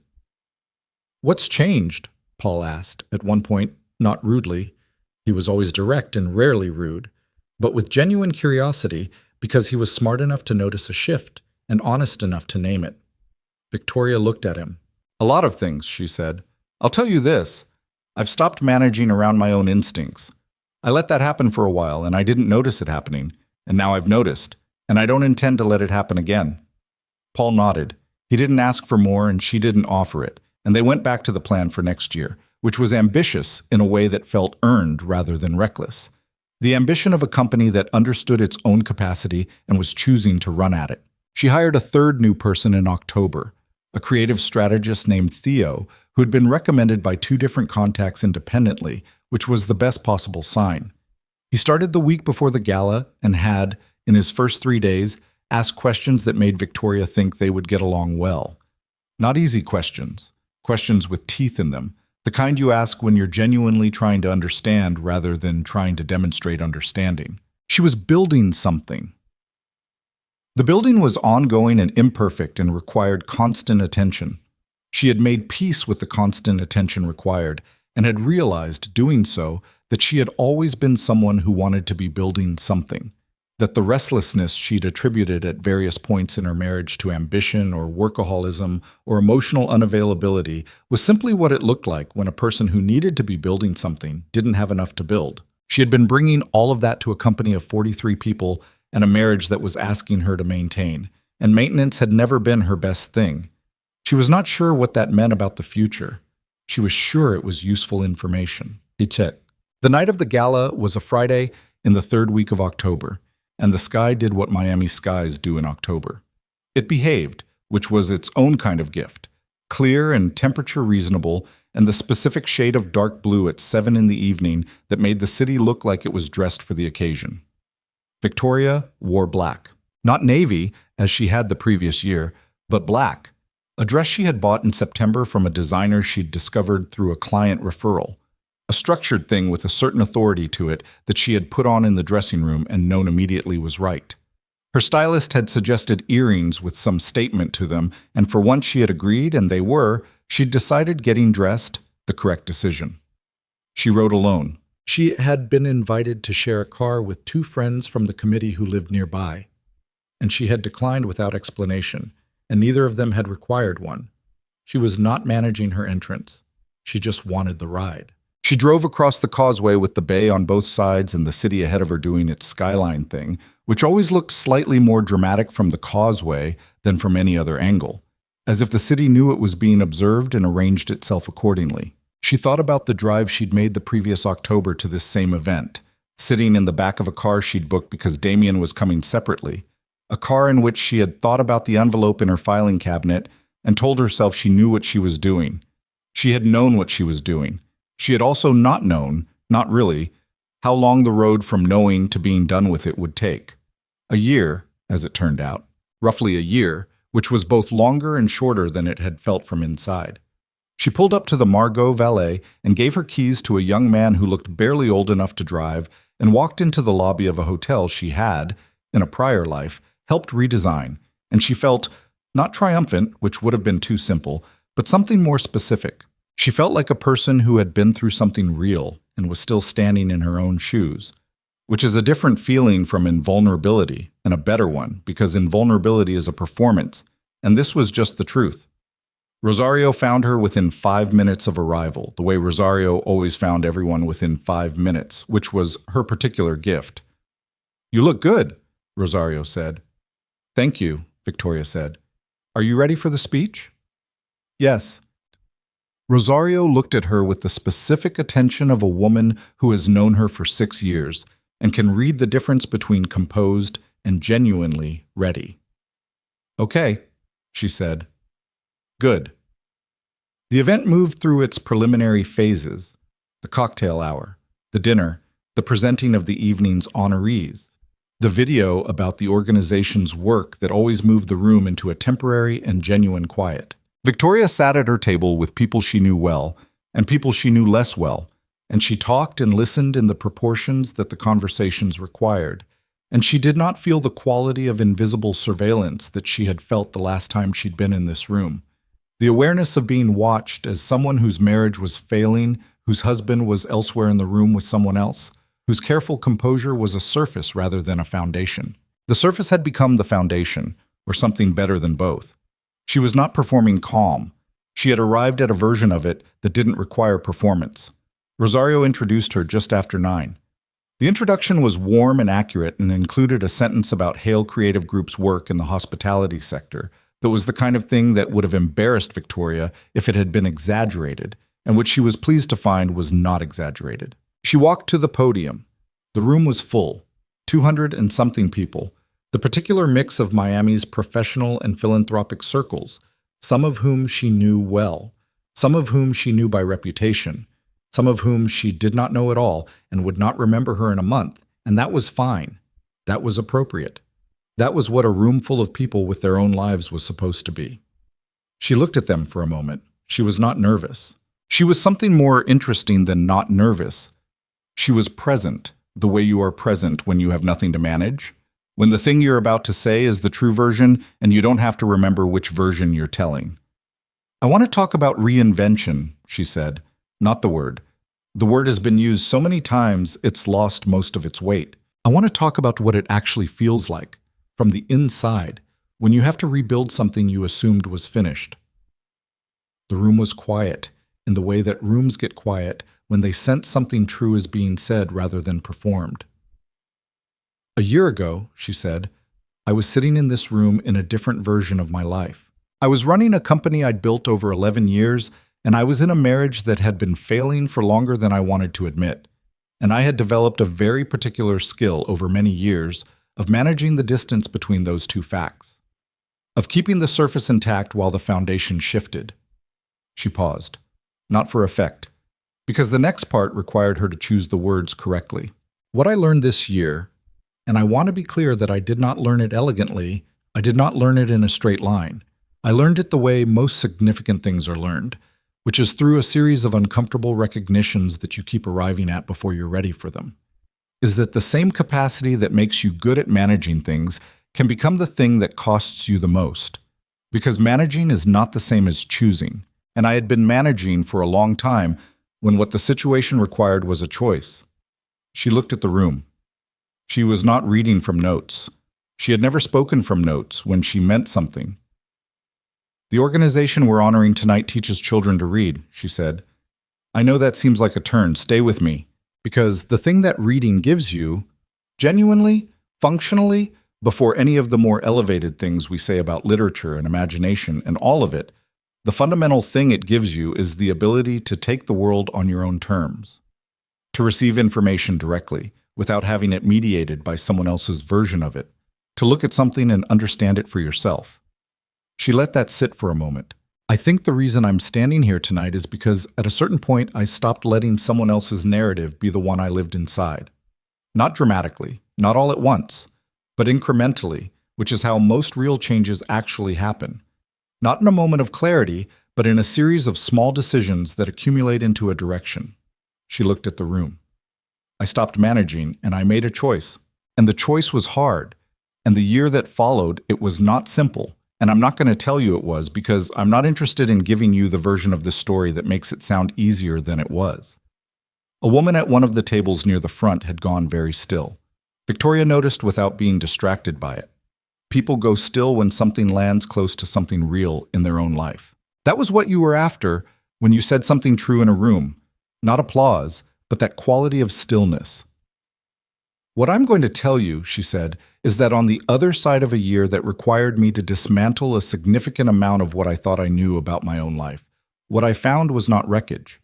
What I found was cleaner than what I'd started with, smaller in some ways, larger in others, more honest throughout. She paused again. And the company I've been building for 12 years is growing in a way it has never grown before. And the work I'm doing is the best work I've ever done. And I am standing here alone, which is not a condition I'm managing or something I'm waiting to correct. I'm standing here alone, and I am completely, clearly, entirely fine. She stopped. The room was quiet. Support this organization, she said. Teach children to read. Teach them to receive the world directly and understand it for themselves. Because the alternative, living inside someone else's story until you can't remember what your own voice sounds like, that is a cost that is paid quietly and over a long time and is very difficult to recover from. And the recovery, when it finally comes, is worth more than I have adequate words for tonight. She stepped back from the podium. The applause began immediately and was sustained in the way that meant it was genuine rather than obligatory, the specific quality of a room responding to something it recognized rather than something it was supposed to appreciate. Rosario was clapping from the side of the stage with an expression that looked like relief and pride in roughly equal proportion. Victoria walked back to her table. The woman next to her, someone she knew peripherally, a developer's wife she'd spoken to twice over the years, put a hand briefly on her arm as she sat down and said, "Thank you for that," very quietly, and Victoria nodded, and that was sufficient. Across the city, in the Edgewater apartment that was beginning to look more like a place someone lived in and less like a place someone was passing through, there was a plant now, on the windowsill, that Damien had bought on an impulse at a farmer's market, and that had, against his expectations and some genuine negligence in his first weeks of ownership, survived. Damien was not at the gala. He had not been invited. His name had been on the table list because of Victoria, and he was no longer on Victoria's table list, which was accurate and appropriate, and which he had thought about twice in September before deciding not to think about again. He was working. He was in the apartment at 9:30 on a Friday night working, which had become his characteristic location in the evenings of the last several months, and which no longer bothered him the way it had initially. He had made a kind of accommodation with his own current life that was not resignation. He was particular about that distinction, but something more like acceptance of what this period was actually for. The second meeting with the investment group had produced a term sheet.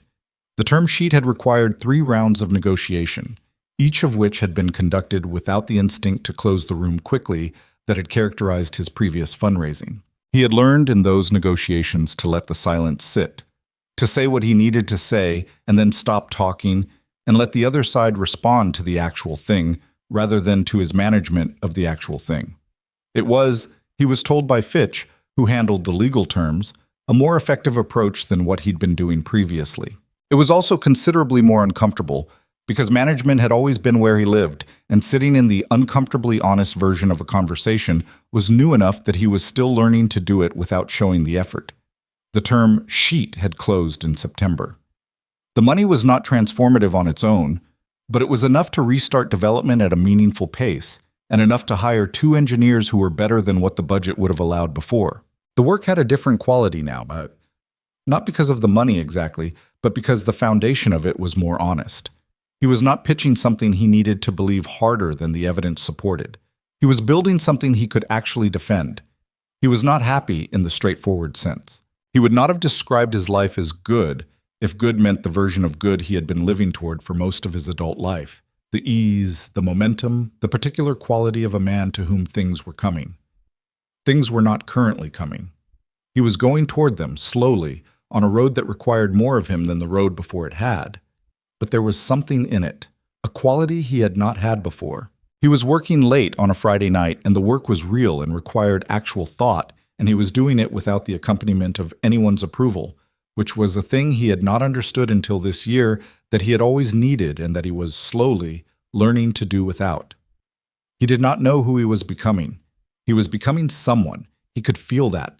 The specific forward movement of a person in the process of revision. He was not the version of himself from before the affair, and he was not the hollowed-out version from the worst months after, and he was not yet the person who would be able to look back at this year with the full understanding of what it had made. He was in the middle. He had stopped trying to rush to the end of it. His phone buzzed with a text from his brother at 10 o'clock. "How's the build going?" He typed back. "Slow, real." His brother replied, "Good." He put the phone face down and went back to the screen. Sienna was in Atlanta on a Friday evening in October at a dinner party in a third-floor apartment in Virginia Highland that belonged to a couple she'd been introduced to through her colleague from work. There were 7 people at the table. Mismatched chairs, 2 kinds of wine, a pasta that was very good, the kind of dinner that happens when people are at the age where they have both the inclination and the skill to cook for each other without it becoming an event. She was not thinking about Miami. Not specifically, not consciously. She was engaged in the conversation at the table, which had moved through 3 subjects in the last hour and was currently somewhere in the territory of whether cities were getting better or worse at being places to actually live in, which was the kind of question that had no answer and was therefore good material for a dinner table. The man across from her, someone's friend from out of town, visiting for the weekend, a writer who did something with urban planning in addition to the writing, which was a combination she had not encountered before, had said something about how the experience of a city was really just the experience of the people you knew in it, that cities were relational environments that we described as physical ones, and that when people said they loved a city, what they meant was they loved a set of circumstances that the city had happened to host. "I don't know," Sienna had said. "I think cities have actual personalities.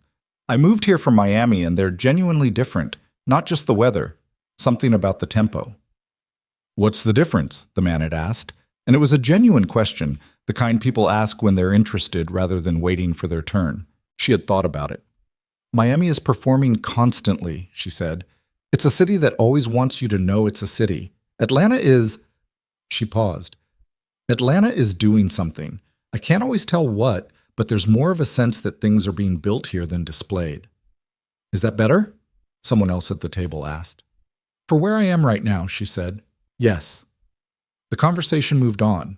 The pasta was finished. Someone brought out a cheese plate that was excessive in the best way. Sienna poured herself a second glass of wine and felt, in the warm noise of the table, the specific quality of being somewhere she had chosen and was choosing to stay. She had been here 7 months. 7 months was not long enough to know a city, not really. But it was long enough to know that she was building something, in the slow and unspectacular way of a person who is putting their energy into things that are actually there rather than things they are waiting for. She had not told anyone at this table the story of the previous year. She might at some point tell some version of it to someone she knew well enough, but she did not feel the need to preface her presence here with an explanation of how she'd arrived at it. She was here. That was the whole relevant sentence. The man from out of town, his name was Owen, she'd learned, had a way of listening that was specific and unhurried, and she'd noticed it across the table the way you notice things you're not looking for. She was not ready for anything. She was also, for this first time in longer than she could immediately account for, genuinely curious about what someone else's life was like, which was not the same as being ready, but was possibly the direction that ready was located in. She did not think about this too hard. She let the evening be what it was: good food, good conversation, a city outside the windows that was doing whatever cities do on Friday nights, which is the same thing they do on every other night except louder. She got home at midnight. She fed her plants, all of which had survived the move, including the one that had spilled on the highway.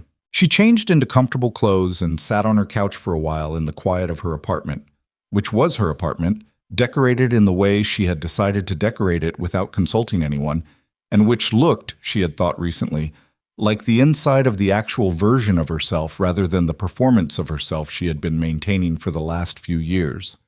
She thought about the last year. She thought about the red dress at the bottom of her Atlanta closet, transferred from Miami in the suitcase because she had not been able to throw it away, and also not quite been able to keep it where she could see it. She had not worn it. She was not sure she would wear it again, but she had stopped hating it, which was something. It was, in the end, just a dress.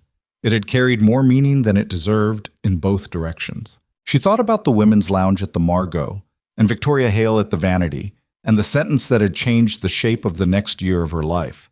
She thought about the cafe on Brickell in December, the two of them across a small table. The conversation that had been honest in the way that only conversations between people with nothing to perform for each other can be honest. She thought about what that conversation had cost Victoria, the specific generosity of choosing to see her clearly rather than as an enemy when the enemy framing would have been so much easier. She did not know how Victoria was doing. She had not tried to find out because that was not the kind of contact either of them had offered the other. But she hoped. She sent the hope in the direction of a city she'd driven away from in March, quietly. The way you send things when the channel is closed and the intention is all that's available. She thought about what Victoria had said, about how both of them had been trapped by Damien's selfishness, one by marriage, the other by fantasy. She had thought about this a lot over the year. She had thought about the particular power of a man who could maintain two versions of himself simultaneously, not because he was calculating, but because he genuinely did not believe the versions were in conflict, who had convinced himself that loving two people was a form of abundance rather than a form of debt, who had never been required until everything collapsed, to understand that love without choice is not love but occupation, a taking up of space in someone else's life without the intention of building anything real in it. She had been occupied. She had not been chosen. She understood now what it felt like to choose herself instead, which was not triumphant or simple, but was real in a way the alternative had not been. It was uncomfortable sometimes. It was also, in its own quiet way, the thing she had been looking for all along without the correct words for it. She was 29 years old. She was in a city that was doing something she could not always identify, but that she was beginning to recognize as opportunity. She had a job that challenged her, and a small set of people she was beginning to trust, and a Saturday morning coffee shop with good light, and a notebook she filled weekly with her own irregular handwriting. She was not recovered, if recovery meant being back to who she was before. She was something else, someone who had been through something and had been changed by it in ways that were both a cost and an accumulation, and who was, incrementally and with the imperfect optimism of someone who has stopped waiting for certainty before she moves, going forward. Victoria drove home from the gala at 11:15. The night was clear and the causeway was quiet at that hour. The city spread behind her in the rear view and ahead of her through the windshield, and she was not thinking about anything in particular. Not the speech, not the year, not what came next. She was just driving, which was sometimes the exact right thing to be doing. She parked in her building's garage. She rode the elevator up. She walked into the penthouse, which was quiet and hers and dark green in the bedroom, and filled with furniture she had chosen herself, and she stood in the kitchen for a moment without turning on the lights. The bay was out the windows, doing its usual nighttime thing, the lights on the water, the far shore, the specific beauty that had not changed in any of the years she'd been looking at it. She had been here 7 years. She had paid for this apartment. She had built the life that filled it. She had lost things in it and kept things in it and was, as of this year, finishing the work of understanding which was which. She thought about the speech. She thought about the woman at the table who had touched her arm. She thought about the organizing committee and Rosario's face and the room full of people who had gone quiet when she was honest with them, which was the thing she had most wanted in that moment and which they had given her. She thought, I did not know, a year ago, that I would be standing in this kitchen at this hour feeling exactly like this. Not happy in the uncomplicated sense, something richer and less comfortable and considerably more honest than uncomplicated happiness.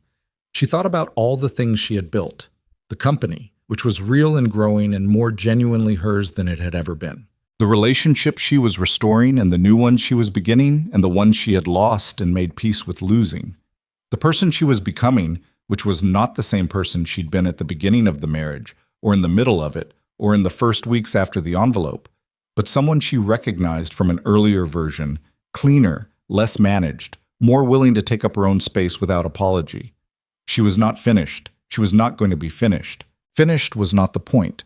She had stopped waiting for finished and started doing the work of being in the middle of something real, which was the only place anything was ever actually built. This was what she had learned, and it was not a lesson that arrived in a flash of clarity, but one that had been delivered in installments over the last year, in the car rides, and the attorney's office, and the kitchen counter evenings, and the gala speech, and the December cafe, and the 43 people she was responsible for, and the green paint on the bedroom walls, and the view from the causeway on a quiet October night.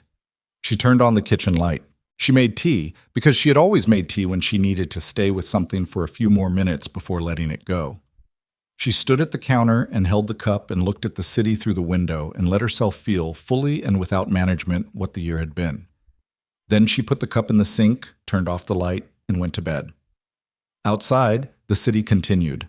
Miami, performing, persisting, doing what it always did, improbable and illuminated, throwing its light out over the dark water without apology, unconcerned with what had happened in it or what would happen next, concerned only with what it always was, entirely, stubbornly, irreducibly itself. Which was, Victoria Hale had finally come to understand, the only version of a life worth building,